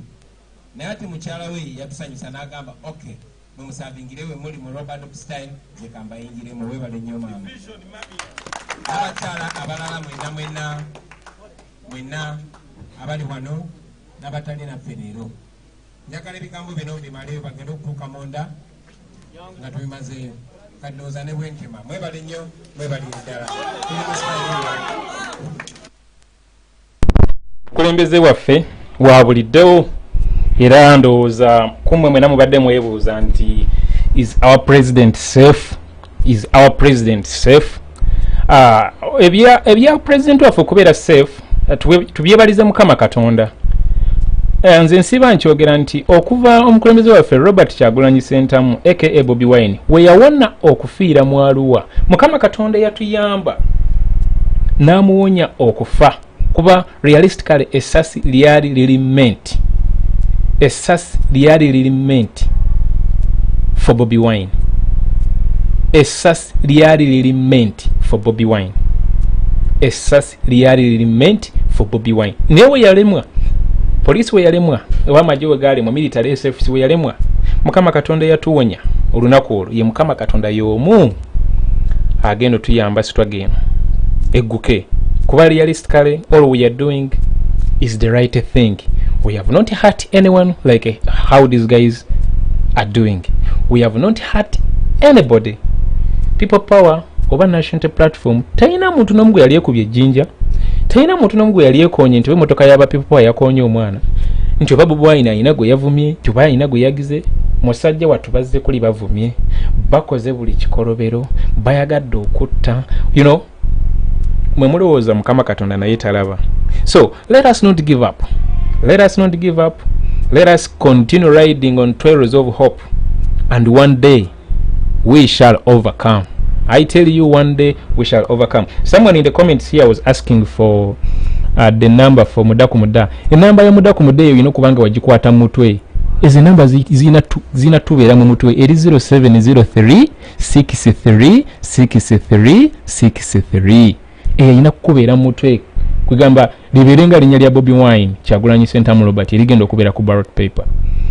Eyo ye number 0703 eri mu manyaga Oya Wot Daniel 0703 63 63 63. Okujjako wali etali kuba eyo yayinako limiti oba limiti ebeera ya bukadde butaano oba ebeera ya bukadde I'm not so sure. Waliwo enamba endala etalina limiti eya was scrolling on posts eza Robert Kyagulanyi Sentamu enamba eyo nayo kweri kanji basomere wano kanji basomere gitwakozesa luli okukola campaign ya Mudaku Muda online fundraising abaaliko ku share. Let me search for it here. Naye ng'ekibadde ku national platform kibadde kika abasajja bayiye abawanvu n'abampi basazeeko ekitundu ng'oyinza okugamba oba tuli ludda wa kwesooka obalabe basimbye layini ne basalako ekitundu kyonna sayidi ne sayidi enguudo ne bazisalako. Kanoonye wandi ku namba ndabiko wano mu comments abazyagala. Namba erina ku video ya omukyala Aisha Kabanda. Video eyo kweziri ku page ugenda ku Muwonge page ojja kulaba ka video kena posting eggulo ne kenkedo posting olwalirako mu Luzungu nako mu Luganda. Enamba eri tagged ku ka video. Namba zino tubeerenga nazo. Let guys, we need to fund this campaign. We need to fund ourselves. We need ndowooza mulaba ebintu bino bye bakola kati sente bagenze nazo obukadde 23 bagenze nabo. Let me give you the number guys. Where is it? Omanyi posts tukola nyingi nze nagenda okubalamu nga week oba nkola posts 1,200 mu meka. Posts tukola nyingi kati I have to scroll. Let me see. Aha, ku poster ya support NUP candidate. Poster erike number 0787 33 63 63. Eyo nayo eri mu manyaga Daniel Brenny Oya Wot. Kati nobera wenda eri mu manyaga Sarah Muwonge ngeri 0706 94 94 88. Kanziddemu esooka ya Airtel bulina kuje tumanyi eri 0703 63 63 63. Eyo ngeri manyaga Daniel Oya Wot. Then eya MTN eri 0787 33 63 63. Kati eri manyaga Daniel Brenny Oya Wot. Kati then endala eri 076 94 94 88 eri manyaga Sarah Muwonge. So let us keep supporting this cause. This is a people's struggle. It is a people's cause. It is our cause. Temusubira nti sente zigenda kuva mu government. This is our thing. We have nurtured it. We can't let it go. We can't let it on the way. We have to make it through. Making it through does not only require financial support. We need moral support. We need all kinds of support. Kuba kati waliyo abantu abaweddemu amaanyi. Someone should come out and give hope, give courage, restore the lost hope. Olwabino ebintu ebigwawo. Of course, bibeeramu n'abantu, wabeerawo abantu abaweddemu amaanyi. Yeah, wabeerawo abantu abaweddemu amaanyi olw'ebikolwa nga bino. Kubanga balabanga banange tetuweddeewo. Oli addamu awo n'agamba nti naye, what are we going to do? Nti naye, what are we going to do? Guys, there is a lot that can be done. There is a lot that is going to be done. And there is a lot that we have to do. We, as Ugandans, who need this change. It doesn't come on a silver platter, my friends. I tell you. Mwe mulowooza byali bigenda kuba byangu. Ono Museveni, olaba atuuka okukyusa amannya. Gwe, ono cowboy. Ono cowboy obuyinza abwagalanga mmere ya kumakya kya misana na kyaggulo. Tebigenda kuba byangu nze nkubuulira. Abasajja babadde mu bufuzi emyaka 35. What you should know, these guys, they are deeply entrenched. Wawulira John Tindo, every district, the presiding officers of electoral commission, babwe bava ku side yemu. You understand? So, in brief, they are willing 100% to dance on the tunes of the dictator. So, expect scuffles in every place. Kuba tebigenda kuba byangu. Njagala nkubulire, expect the worst. Byali bigina kubeera webiti kubanga we are not in a free country. Tuli bawambe. Gusoko tunulire mundu. Balinga abazokkuba abatemu. Balinga abazokkola ki? Sometimes I wonder, are these guys really humans? Aren't they animals? Just putting on attires of armies, police, and all of that. Nebuuza, pana bantu bavaawa. How can you treat your fellow countrymen like this? Palavi. Guys, let's not lose hope. Let's not lose hope. Let's not lose hope. Let's keep soldiering on. Let's keep motivating ourselves, motivating those who seem like, you know what, nze bintami tebikutama byali bina kubeera webiti. Byali bina kubeera webiti because there is no straight route to destiny. It is always a zigzag route to destiny. You can't climb the ladder with your arms in the pocket. You know, kuvaayo n'okwata mu maggwa n'okwata mu buli kimu. Naye in the end, sanity will be restored, I tell you. Kuba tosobola kungamba nti no, Abannayuganda baagala ebintu bino bye balaba. No, tebabyaga, tebibasanyula. Tebibasanyula yadde n'akamu. Tebibasanyulangako yadde n'akamu. Tebabyagala. Gwenza okungamba nti no waliwo ayagala embeera eno. Ey'amasasi, eya tiyagaasi, ey'emmundu everywhere. Tebabyagala. Abantu balaba ddentalo mu myaka gy'ekinaana baakoowaakoowa dda. Katuli mu 2020 tugenda 2021. The same guys bali mu replicating the same pattern of their behaviors that they showed in 1986. Come on, man, this is 2020. Abantu banyiivu kankubireko amaloboozi g'abantu nga beekyaye. Video mpitirivu wano. Kankubireko amaloboozi g'abantu.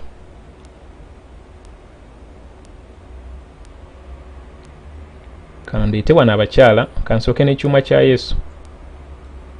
Waliwo ono yono balirira ne bamenya buli wamu batutte obubonero batutte ebiwandiiko bingi nnyo nga naye tebalina kiwandiiko na kimu kibakkiriza kujja kukola ki kusaakinga era bazze beetegese ne basala buli wamu. Tugenze okulaba nga bayingizaawo amagye ag'enjawulo, SFC, bano aba Anti-Riot, military police, kwegamba nga buli magye gonna goyinza okulowoozaako gali wano waffe ekamwota okwagala okuteekawo ki embeera. Naye kye tusanyukidde era Bannayuganda mwena mwena kye mulina okutunuulira nti NUP ne People Power kibiina kya nkyukakyuka naye kya mpisa era abaana bataddewo mbeera n'emu bano bakoze be bakola byonna eby'obumenyi bw'amateeka eby'obujoozi era olumaliriza ebyabwe ne batambula ne bagenda. So bannayuganda mwenna abali eyo mukimanye nti kino kye tuliko ow'akakoofiira ali mu kugoba ow'ogukoofiira naye tubeere bavumu. Kino kyonna ekiro kiraga nti enkyukakyuka yeeriwo mu kkoona era 2021 mwenna bannayuganda abali eyo mulina okukitegeera nti nno omusajja yayidde dda, ab'ebyokwerinda bayidde dda, bonna bayidde dda. Tubeere redde ku nkyukakyuka. Ekinyumidde nti nabo bennyini bakiraba nti embeera mbi ddala era bannange mukubize bannayuganda yonna gye bali nti nno benyigire mu nkyukakyuka kubanga omusajja agenda. Amanya n'eddoboozi yenze Bukenya Moses. Mwena mubirabye ebibaddewo wano ku kitebe kyaffe ekya People Power nga kisaliddwako bano abasajja ba Museveni abataswala. Naye tubasekeredde mubadde mumanye emikono gya Kyagulanyi giri wano ku kitebe nga mwagala mugitwale mumanye nti mugitutte mumugenda mukereesa muswadde. Abambi ono agenza okwogera ebigambo ebyo nga tamanyi nti emikono bagitutte nga womanyi naawe babadde wabweru tebategedde ebintu ebisinga bye batutte munda naye ndowooza mukitegedde bulungi nti emikono bakoze ki, emikono bagitutte. Kino ekitebe ne munakirumba emirundi 10 temuyadde nako temugenda kufuna wabula okujjako bizinesi zetukolerawo ng'amatishaati n'enkofiira nabikyobo bwe mugenda okufuna naye teri kyansonga kye mugenda kujja mu kitebe wano. Emikono gya Kyagulanyi tegisobola sula wano nizo nobanga nze njirina. Mwebale nnyo Bukenya Moses Waiza.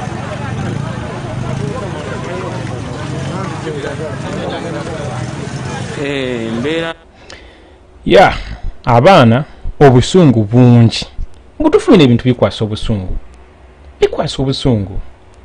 bikwasiza ddala obusungu bungi. Yeah, actually, some of the guys, People Power guys, came from that side complaining with blood stain. Some have been badly beaten. I don't know where from, and we rescued them and put them inside. And I don't know why we were beating them. Because we don't know why we were here this morning. We didn't receive any notification. Yeah, Bobiwine was addressing delegates from Nakau. All of a sudden, we were invaded, and in our Ropa style, we managed to take him away. So they went into the ceilings, they've searched the entire office. I think they were also looking for Kyagulanyi. Yeah, but he's safe. Our president is safe. Kyagulanyi ali safe. President waffe Kyagulanyi ali safe. Ekibaddewo nti abasirikale abamagye abamilitale mu bukambwe obungi tubadde tukyali mu press conference yaffe nga bulijjo tewaliwo fujjo tewali balwana ssaawa nga 5 ne batulumba ne bagamba tuzze ne bakonkona ne bamenya geeti kifuba ne bayingira ne batandika okumenya buli we baagala ne batwala buli kimu batutte CCTV kamera ne batwala engoye za People Power ne balinnya waggulu mu siiringi ne batwala buli kye baagala. Kati ne mbabuuza kati ebintu bino mbitwalawa ne baŋŋamba jangu ku Jinja Road, I mean Kira Road police station.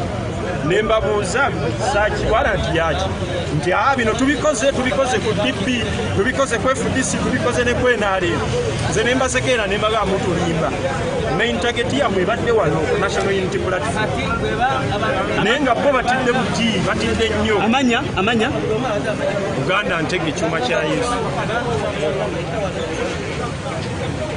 In charge of Wanji, I'm okay. Yeah, we are safe. Abantu bayogedde, of course tebibasanyula kyekiri kyenkugambye nti tewali muntu n'omu ayinza sanyukira such kind of act.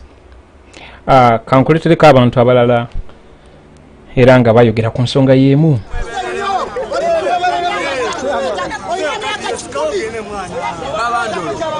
Kwagala nnyo muganda wange naye mutegeze bannayuganda ku mulundi guno tuli mu byaddala. Nze sitera nnyo kwagala kwogera mu kamera kuba ommanyi naye kinnuma mwana leero kanjije mbagambeko ebigambo bino. Baboyi mubeereyo mugambe nti lino eggwanga lyaffe lyakabi. Mu nsi yonna eno Uganda bagirambula ne bagitegeza nti yemmwe the Pearl of Africa ne mukakasa yemmwe. tulina okununula eggwanga lino ngaffe guno omulembe gwa Kyagulanyi guno omulembe gwa Kyagulanyi bagulangirira n'ebitabo mweguli baganda bange guno omulembe gwa Kyagulanyi bagwogerako nti gulibaawo era gwe guno oguzze okutereeza ensi yammwe eno ensi yammwe erimu buli kimu abo abasirikale tetubakuba nabe abali ku social media baboyi twebereremu lino eggwanga tulina okitereeza era ffe twewaddeyo ffe tulabula mwami Museveni ne bakyalibe tumugamba ku bintu bibiri alina otuwaako kimu okutwala obulamu bwaffe oba okutukwasa emirembe zaffe mu ggwanga lyaffe n'atuwa entebe yaffe ffe nga bannayuganda twasazeewo entebe tugikwasa His Excellency Robert Kyagulanyi kuba ffe tusalawo era kandi twagimutise era tumugamba agume bino byonna okusomoza ne tumusuubiza nti tesiti ez'okubeera pulezidenti zonna yaziyise era lindirira lunaku lwakulayizibwa tugenda mulayiriza mu Gwakutaano His Excellency Robert Kyagulanyi basazeewo agenda okuteeka eggwanga Uganda we lirina okubeera kuba we tuli siwe tulina okubeera bakyali bange twebereremu nze neesalawo netalafiya Museveni pozi nga amaze kunzita lwejja okukwamu amaanyi naye ate nkakasa ajja kuba sebode naye ebirowoozo byange ajja kuba tabise nkakasa mwe bannamawulire mujja tutambuza buli kimu naye nze mbuusa bakyali bange abali wano mulabika temumanyi lwaki Uganda ffe tuyiwawo omubiri bangi abalwana naye nga tebamanyi lwaki balwana banaye Uganda eno mwongere okulwana yakabi bw'oba tomanyi naye otuuse oluyimba lw'eggwanga nasonasemu lwe muyimba olwo muluzze mu lulimi lwammwe olire kye lutegeeza bw'ova ku ekyo olabe Uganda is the part of Africa si ffe abafungwa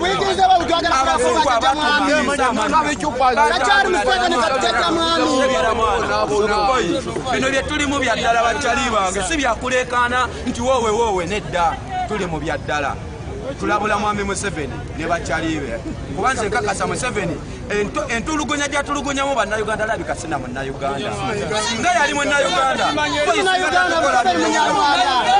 Museveni oyo si munnayuganda naye tubalabula mwami Museveni ne bakyalibo tukugamba lino ejjogo lyo likoma mwaka guno mwana tukabiza amaziga bangi era tugamba ebigambo bino nti ku bulamu ojja twalako kimu oba okutuwa entebe yaffe nze mbabulira bwatamanyi nti Museveni yasalirawo buli kimu tubadde mu COVID nga mwenna abatamuwagira n'abamuwagira ku ssaawa 2 mumulinda muwulire kyasalawo nga yasalawo ku buli kimu yagamba nti abewakiso mulye emmere ne Kampala naye nga Uganda ensi yonatondako mwana ntusegana amawulire gange olira yasalawo n'agamba nti abewakiso ne Kampala mwe muwula mulye emmere abamu temugenda nakulya kyokka nga Uganda ffenna tuwa omusolo yatutegerera buli kimu yagamba boda tezikola yagamba nti akedi nzigadde pulezidenti mumutunuulire nnyo kuba yasalawo ku buli kimu neyanziza nnyo baganda bange kubamwe mukola omulimu munene naye n'abasirikale tetubakuba nze nkimanyi bamanyi ekyokukola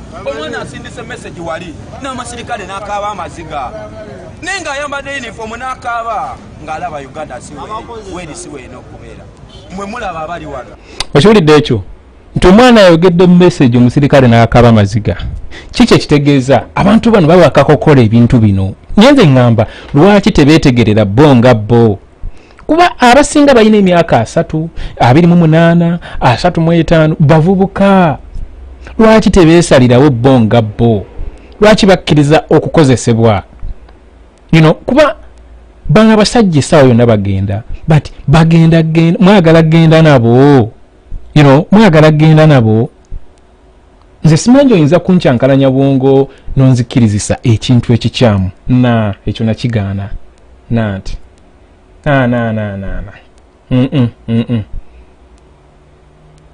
ne bakolera ddala ebintu ebitaliimu magezi nawe bennyininyini nga bakiraba omwana akugambye omusirikale akabya amaziga ng'alaba ensi ng'alaba Uganda eggwawo ng'alaba byebakola bya kisiru temuyiriimu magezi. You understand? Singa fete tukola ku Uganda bweri ebitabo bwe biyogera ku Uganda singa fete tukola singa tutula butuzi wali nga ababeeri bakubeeryeyo ne batukolerera mwana singa tutula butuzi mu butebe n'olagira nti mukole kino mu nsengo ye mukole bino mundeetere kino kuba Uganda yakabi nnyo mu bitabo naye byeri mu bitabo si byeri mu bikolwa tubasaba bakyali bange mwebeerere mu butegere kye tulwanirira nze singa siri wano mwana nasuulawo buli kyange nesalawo nole mugende bweru kuba sijja kgenda bweru kuba buddu nga ate bali be balina okujja wano bakole obuddu sigenda bikkiriza Museveni mpozi ng'otutta obulamu bwange naye bw'oba totutte bulamu bwange ne bwe naasigala mu Uganda yokka bw'onaagaana obubaka fazali tujja givaamu tutuviire ffenna bannayuganda ogisigalemu n'abaana bo tulaba abaana byabye bimala twagendanga na Bobi embeera bwetyo bwetambula gwe munaye akyatwekumiddeko embeera bweti bwetambula embeera bwetyo bwebadde naye omwana akugambye nti nno omusirikale akaabye amaziga ng'alaba ebintu bo bennyini bye bakola gwe sooka otunulira embeera ng'eno ne babayingiza akazimbe bonna tebaagala bintu bino bye bakola naye babikola babakaka bukasokola ebintu bino bali mu bakaka bukasokola ebintu bino babeera ku orders from above naye nze kye neebuuza bo tebasobola kudefyinga orders from above ezo tebasobola basobola okudefyinga those orders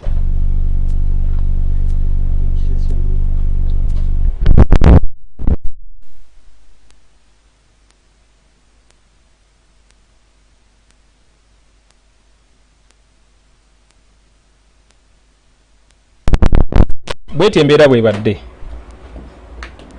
bwebadde ku kitebe kya National Platform naye byonna bijja kugwa era nenzirawo neŋŋamba kuba mutuufu bw'otunulamu ebintu ebigenda mu maaso mu Uganda yaffe take an example okuva mu 2018 paka kati we tutuuse if you keep following those events n'ogenda mu maaso nga oziddamu bulungi Kawuma kufa Kaweesi Tyani ono Kirumira ani Rita Nabukenya Kyagulanyi mu kuba bomu Kyagulanyi akoze ki Saake kwegamba ebintu ebyo byonna ngenda ne ngamba nti oba ensi gye tulimu efugibwa bantu ki ebibuuzo bingi bijja mu mind yange era nembeera n'essanyu ne ngamba kyekinkoze ebintu bino kuba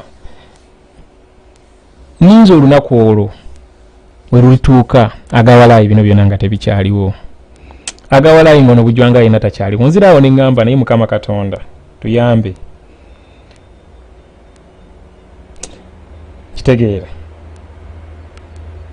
nga bino byonna tebikyaliwo nga Uganda ntebenkevu bulungi kuba tikisoboka ene generation gye tulimu mpya lwakuba tukulembirwa abana basajja baggwako dda bana basajja balina mentality ene ya military rule baggwako dda bino yinza bisanga mu mawanga agakulaakulanye gena mu Ghana bintu tebijja kubaayo gena mawanga agabotswana bintu tebijja kubaayo kina mawanga gakulaakulanye I don't always want to compare Uganda with the countries like US, Dubai and all of that. I want to compare with the African countries, you understand?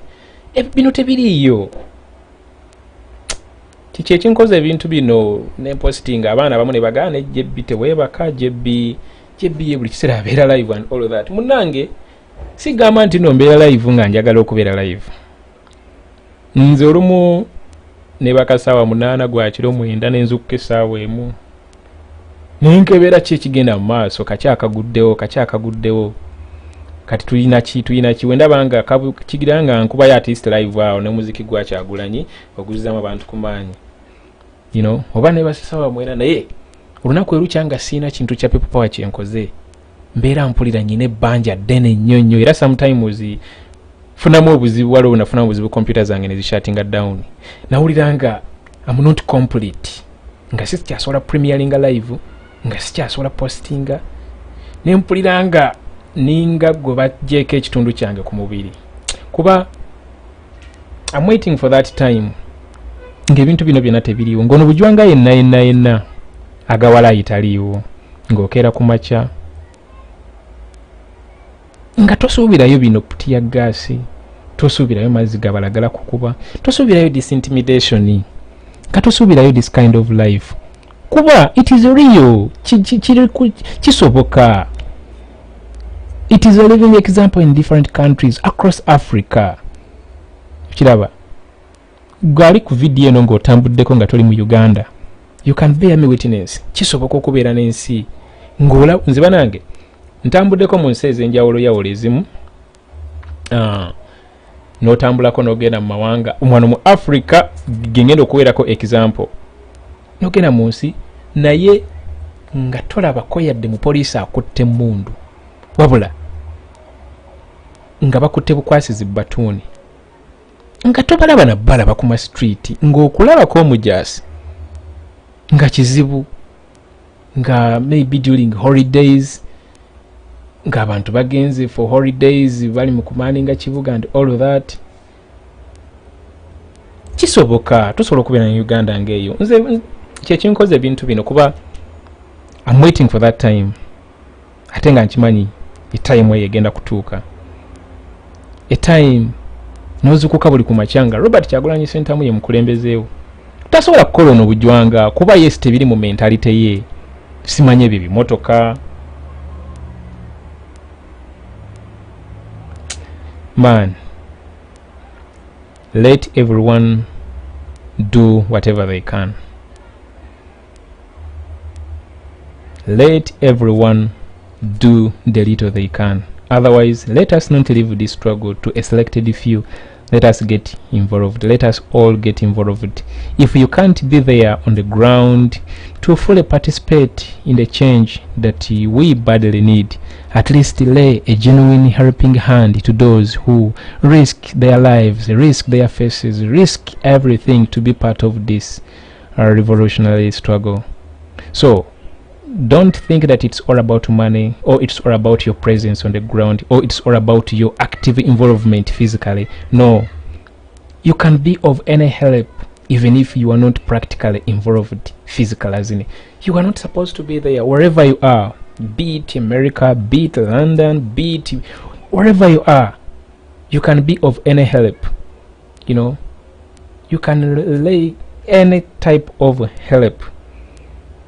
N'okubira bukubizi bantu b'oku kyalo kyo kuba buli muntu wano tuyina gye tuva, n'okubira bukubizi bantu beewammwe n'obajjukiza ensonga lwaki twetaaga obukulembeze oba oyina kyokoze gwolaba ng'ekitono. Nze njagala mbabuulire eno social media ze tubeerako abantu abasinga bagamba tubeera kwasama bwasami, naye no man tetubeera mu kwasama bwasami. There is a lot Museveni teyandipanikinze up to this point if it wasn't media, to the point nti omusajja w'emyaka 8 asobola okuvaayo n'atandika okukyanga empapula akyusa amannya just to make sure that he clings on power, he remains, you know, asigala ku buyinza nga kyekimukozeyo byonna. So tetubeera mu kwasama bwasami, wabula tubeera tulina kye twagala okuyisaawo, naffe eyo paati gye tusobola okukola. Nange kyenkuutira baganda bange buli omwa abeko ne kyakola. Every one of us has potential. Okiraba mu field ey'enjawulo jebbi kyagenda okukola ojja kwesanga ng'ate Julius tagenda kusobola kikola, naye ate nga bonna bakola ebintu ebiri different, bonna bakola ebintu ebiri different n'obigatta wamu at the end bikola ekintu ekyamakulu, bikola ekintu ekyomugaso. So ono agenda ogenda ku ground yakwate waaka, ate omuntu omulala amukatingemu clip eri most needed by the public, ate omulala amusharing, omulala agende ku ground asomesa abantu. Kwegamba ojja kulaba nga buli omu alina skills in different fields, buli omu akola ekyasobola. I tell you, we are 40 million Ugandans. Nze naleetako lumu wano proposal ku live neka video gye kale ku Facebook nengamba nti 40 million Ugandans bwe tuvaamu akakadde kamu aka Uganda. Nze njogera, let's take an example nti omukulembeze waffe agenze mu buyinza eno Uganda yaffe tusobola ogizza ku mutindo gwe twagala. Kankweyo ka example kamukokka bwe kati kamukokka. Tuli abantu obukadde 40 abantu abaagala change tobala. Abantu abaagala change tobala. Tubadde tukollectinze miliyoni z'abantu obukadde 7 n'okusoba. Take an example. Ku bantu obukadde 40 singa kuvaako abantu akakadde kamu Kyagulanyi ngali mu bukulembeze abantu abavubuka akakadde kamu buli omu ngali willing okusacrificinga just nusu 2,000 buli mwezi. 10,000 just 2 voluntarily nga tebamukase. Ne tubeera nga tuziwaayo willingly nga bataddewo department esobola okurisivinga sente ezo ng'omutemwa gwazo buli mwezi kusekiwalinga billions 2 kuba buli muntu wa collectinga wawaayo 2,000 willingly nga tebamukase buli mwezi tuba tusobola sekiwalinga billion 2 ntugamba buli mwezi tuba nga tusobola sekiwalinga billion 2 mu bavubuka abali willing okuwaayo nga tugenda mu by'okuzimba amalwaliro all over Uganda tusobola okuzimba amalwaliro mu mwaka gumu all over Uganda amalwaliro 12. I'm just giving an example. Buli mwezi n'ogamba nti okay omwezi guno billion 2 zicollectingwa tuzimbe eddwaliro Karamoja tuzimbe amalwaliro 5 mu Karamoja region kuba Karamoja region elimu district 5 Karamoja region elimu district 5 oba ziri 5 ziri kwa ziri 5 mukaaga ne tugamba tuzimbe amalwaliro 5 nti okay omwezi guno oguddako tugende Epada tugende tusobola okuzimba tugamba omwaka oguddako tuzimbe masomero buli mwezi nga tusekiwalinga billions 2 zino sente tuzisobola jo twakola drive tucollectinga within one day nga tucollectinze obukadde $6. You understand? So I'm just giving an example. Ekyo kikolebwanga government eri mbuyinza eri trusted nga government eri mbuyinza eri trusted naye this current government man you can't trust. Olaba ali eza covid ne bagulamu bugaali ne bagulamu ebyalaani era nze kinagambye ebyo byalaani n'obwo obugaali bikozesebwe okunoonya akalulu ka Bobiwine ebyalaani bikozesebwe okutunga overalls za Bobiwine I mean za People Power National Platform. Yeah, that's all. Someone here is saying let's not castigate men in uniform because they are also acting on orders, please. Okay. Yeah. Naye nga kyembadde ngamba nti tusobola okuzimba Uganda yaffe ntugiza ku mutindo. Njagala nkubuuze gwe billion 2 golooza zisobola kukola ki? Billion 2 zisobola okuzimba essomero eriri well facilitated. Lisobola okuzimba eddwaliro. Remote areas ze natuuka ke Karamoja man nagenda emirundi 2 naliyo 2015 ne 2014 naye we nakakasa nti ensi yaffe eri bubi man. Ntambudde Uganda eno gyetoola ebitundu ebisinga naye oba totambulangako Uganda tosobola kutegeera the true picture of Uganda. Bana basajja bamawulire NBS NTV bukedde biki byonna twala tugende baconcentratinga wano mu center naye muko otambulako n'ofulumako outskirts za main towns okakasa real life abantu gye balivinga ng'oli ng'otambula n'ako emitwalo 2 emitwalo 2 njogedde nani otambula n'aka 15,000 n'obula okufuna change ku kyalo 15,000 bwe ziti nolemu kufuna change wa sente ezo nga maybe yagala gulako oba sabuni something like that. Ffe twali staka mu Karamoja by then that was 2015 Costa yetwatugendeddemu yalemererwa okulinnya akasozi we yalemererwa okulinnya akasozi naye overturninga yatuuka makati ga sozi kuba obusozi bweyo bunene nnyo yatuuka ku kasozi neegaana kugana elemerero okukalinnya neetukomyawo ekikumi kakosta ne kataaninga ne katukuba ekigo. Fortunately ebisago byetwafuna tebyali byamaanyi nnyo naye twali stuck there for a full day nga situyina yadde a single help nga tuli makkati eyo mu Kabongo district. Twavaayo na lukululana naye tukulubesa paka Kotido paka Kitugumu. That's where we found the transport. Naye nga totambulangako Uganda ya feno tosobola kumanya how people are suffering out there.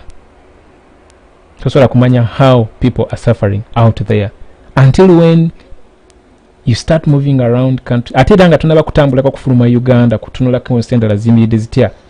Always ojja kubeeranga okkiriza bino abasajja ebatutera ku platform tukole ki tukkirize.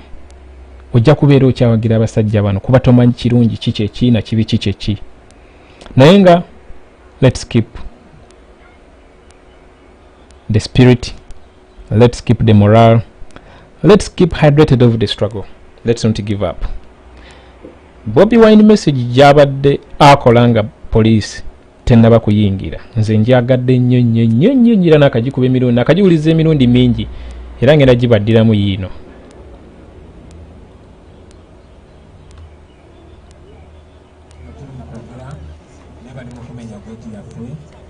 Abasirikale, Namagye n'abapoliisi yembera gitambuliramu yagadde kwesa bigambo bitono okubawa amaanyi. Embeera gye tulimu si ya bulijjo. Baganda bange mwenna bagenda gezaako okukozesa ssente okubagulirira nga basinziira ku bwavu bwabwe. Ekinagaana bagenda kukozesa amaanyi nga bwe bali mukola essaawa zino. Tulidde bingi bye mbadde njagala okwogerako olwaleero naye njagala mumanye nti we tuli mu democracy. Abakyakayanira zikaadi, abakyakayana tizibye mu kifo tetuli ku lutalo lwa bifo, tuli ku lutalo lwa kujjako nakyemalira. Tunamala okujjako nakyemalira omanyi nti ebifo byonna emitwalo n'emitwalo bijja kubeerawo. Tukkiriziganya ebifo byonna bigenda kubeerawo. Mu Baganda baffe mwenna NUP twagitandikanga political wing ya people power. Naye ng'oluvannyuma lwa byonna tuli balwanirizi ba ddembe ffenna, Uganda yaffe ffenna. Era nga tumaze okujjako Museveni buli omu ajja kubaako ne wasaavingira aw'amaanyi aw'ekitiibwa. Saagala ng'obeekamyo mwefiirize ensolo ennene. Kyetugobya kinene okusinga ku kye tuliko. Saagala mu buzaabuzibwe bwa kansala, mu buzaabuzibwe bwa MP, mu buzaabuzibwe bwa meya. Yes, tulina bana bakulembeze abalina flag zaffe, waliyo naye abataziina naye nga bakola omulimu gw'amaanyi. Mugende mu maaso nga mukola omulimu ogwo.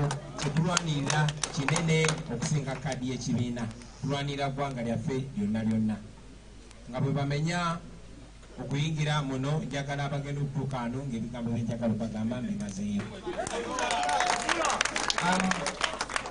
Njagala mukimanye nti kuno si kwe kulonda kwa bulijjo. Eno gavumenti nga bwe badde ekola igenda fuba nnyo n'okukozesa abamu ku bannaffe. Bagenda bassaamu ssente abalaba bakozese okutwerimbikamu naye ng'ekigendererwa kyabwe mukimanyi. Mpozi n'ensonga y'abakyala n'okwebaza abakyala abenyigidde mu bukulembeze. Twali twogera ne muganda wange Obubyanni lumu ne mugamba naye Nobya lwaki tuvaawo ne weesimbawo n'agamba Bobi nze nja kusaavingira wendi. Naye ati mukyala we yatusanyusa n'agamba okay mumusaavingira we muli mu Robert style nze kambayingiremu weebale nnyo maama. Abakyala abalala mwenna abali wano n'abatali naffe leero. Njagala ebigambo bino mbimaleyo bagenda okutuuka munda nga tubimazeeyo. Kadooza ne bwenkema mwebale nnyo mwebalire ddala.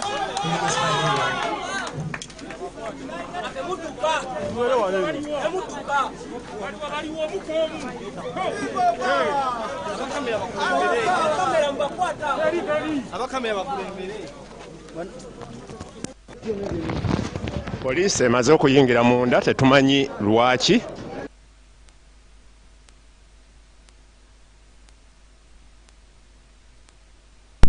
Tumaze ebigambo ebyo abasajja ne bayingizaawo embi, ne bayingizaawo buli kyakulwanyisa, ne basala buli kimu. bakola buli kimu kye baagala nga omukirabye naye byonna bijja kuggwa, byonna bigenda kuggwa. We are going to go back to normal times. Bino byonna byaliwo, abasajja baabikola, Bobote, ba Amini, ba Gaddafi, ba ba Mubaraka, baabikola. Naye munange akatambi kakyuka. Nze njagala nkubuuza ekibuuzo, wali kyali kikusazeeko in your mind nti Museveni ayinza ali down n'akyusa amannya ge for the past 35 years tetubaddewo? Nsuubira tekikukulosingangako mu mind yo, naye olaba nga kibaddewo. Mukama w'amaanyi. So anything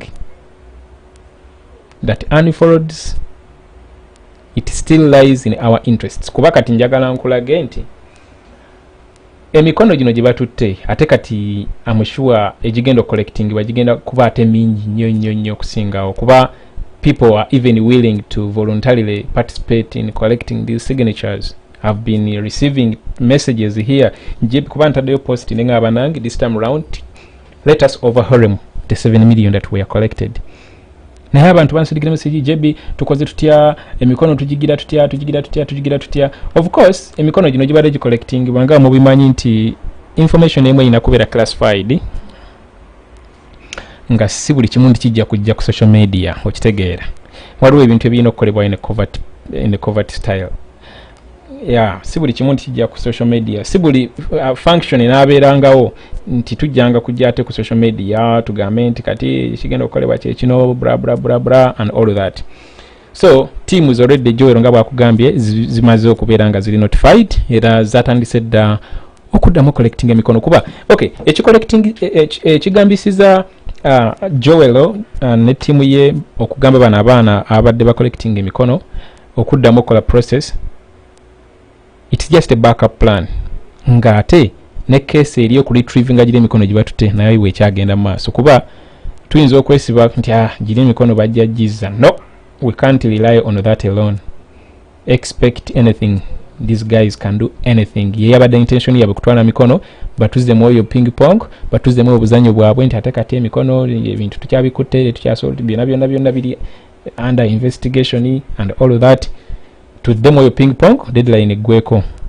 So abaana batandise dokola mulimo awo ngambira nti let's continue supporting these guys. When a call for fundraising comes up and you can, you are in the position of giving in a coin or two, please do.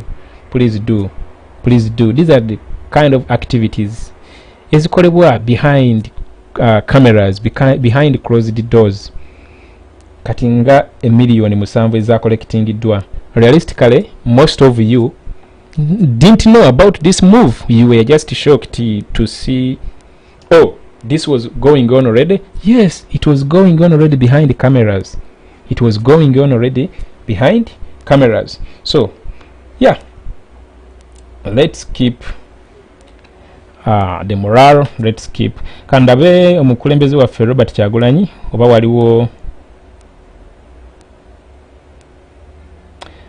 waliwo ekiguddewo kati kamala okulaba waliwo ekiguddewo. Article ekyali yemu nti after the criminals left our offices, the team has just finished making an assessment of what has been stolen in broad daylight. They have taken away most of our forms with the signatures for nominations. They have also taken 23 million shillings, part of which was meant to facilitate our parliamentary candidates with the nomination fees. They have also taken so many of our branding materials, including posters, banners, berets, t-shirts, pens, notebooks, etc. Our CCTV cameras have been vandalized and the equipment taken away. Some comrades have been arrested and are being held at Chira Road Police Station. Instead of weakening us, comrades, let these actions strengthen us and increase our resolve. Seeing the hundreds of soldiers and police officers deployed today is evidence that the dictator is so scared of us. We are not giving up. We are not giving in. Your statement nakibasomedde evudde omukulembeze waffe Robert Kyagulanyi Sentamu Kankebera oba ayina ekirala kyataddewo nakyo tukiyitemu wayinza okuba waliwo ekipya era ekiguddewo ekirala nakyo tukiyitemu tulabe oba waliwo ekigenda mu maaso kuba it is really unfortunate, but let's keep the morale, let's keep soldiering on, let's keep our eyes on the prize. Amaanyi gatweyongere bweyongezi bino byonna byali byakubaawo.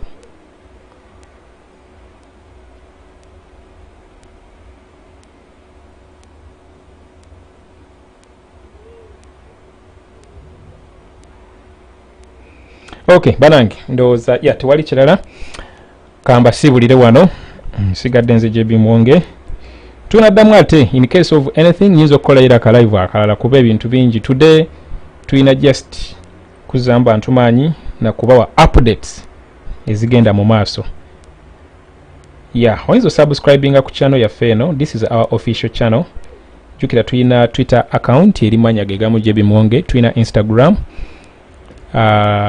abajiriko tuliko abantu 9+ tugenda mutwalo mwebale kubeerako ku Instagram ntekeyo ebifaananyi era updates za struggle. Instagram kwe tuli bulungi. Tuyina website yaffe www.jbmuwonge.com. Tuyina YouTube channel ino era ngeri manya gegamu JB Muwonge, ne Facebook page zaffe bbiri, emu JB Muwonge endala JB Muwonge 2. Zonna platforms ezo nga bwe nzogedde sizikolerako bintu birala byonna. Tojja kusangako mbusimanyi ona abbye emmere ku sefuliya, no. Tojja kusangako nti ano akutta bamukwatidde mu bwenzi, no. Tojja kusangako nti ono bamukutte nga oba those kind of stories ezita addinga ku struggle, ezita addinga mu bulamu bwa muntu. That's the narrative that we have to break. Tutandika okuwa information entuufu abantu gye balina okufeedinga their mind to develop spiritually, economically, politically, socially, in all aspects. So tojja kusangako bibozibozi ebyo ebyabali abanywa amalwa. Platform tuzikozesa kutambuza message ya struggle. Era ojja kusanga obanga toli wa NUP nga toli wa people power, ojja kunyigira ku platform za fezo kubanga zibeerako mawulire gawana Kyagulanyi. Ffe tubeere nga twewanira Robert Kyagulanyi nga tuzimba naye, okitegeera. Tubeere nga tulinga ffe abakola ki. Of course tumuyina mutano wali eri kitegeera. So byogendo osanga ko tubeere nga toyagala bweyagazi na mukulembeze waffe, nga tweyagala bweyagazi na Bobiwine. Era oli wabanga si member wa National Platform, mukanda wange oba ogenda kunyigira weerero oba ogenda kuzimba omutima ku ezo platforms nga bwe nzogedde: Twitter, Facebook, YouTube, Instagram ne ku website yaffe. Zonna kutambuza mawulire ga struggle, tewali kirala. Wobadde following from day one osobola okumpaako obujulizi. Osobola okumpaako obujulizi olw'ekyo kye njogedde. Awakana ng'omugamba agenda scrolling from the day we started this journey. It has been a long journey and we are yet to see it through, because whatever is unfolding really shows that omusajja ono tumuyina bulungi nnyo, tumulina ddala tumuyina. So it has been a long journey naye nga tugitwaliriza tweyongere mu maaso nga tukola ekyo ekituufu kye tulina okukola. So ezo platform zaffe oba tetunaba kusubscribinga, genda otunoonyeko ku Facebook, Instagram ne Twitter. Wantuli ku YouTube.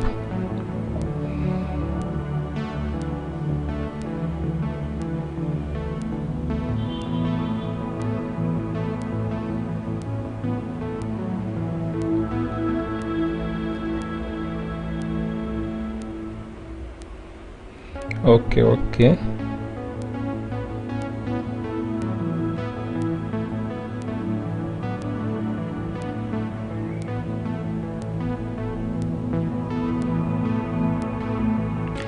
Okay, ndowooza, let me see. Ndabe omanyi noonya anything.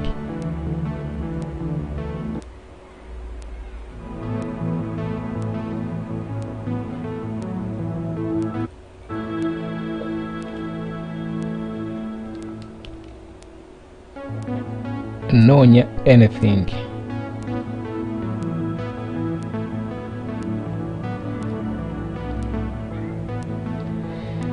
Abaana mubagambe, family zammwe muzigambe, jjajja mugambe, mama mugambe, taata mugambe, omukulembeze ali omu Robert Kyagulanyi Ssentamu aka Bobiwine. Agenda tumalazaako ennaku eno.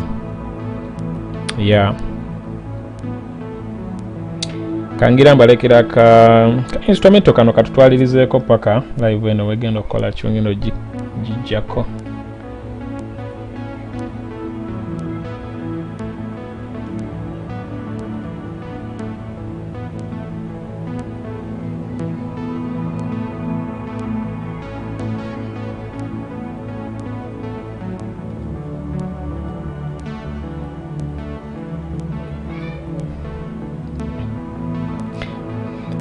Buli wowulira akantu ako manyi Robert Kyagulanyi Ssentamu aba agenda kujja live.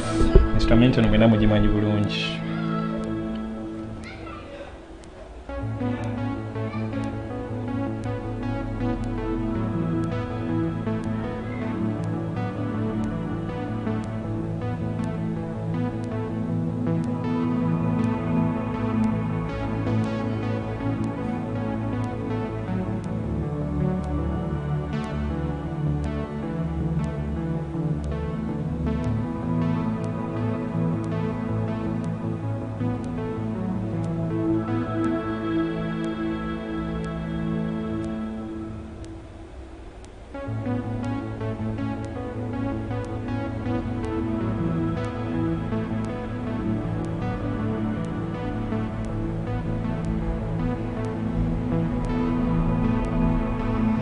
Pam pam pam pam pam pam pam.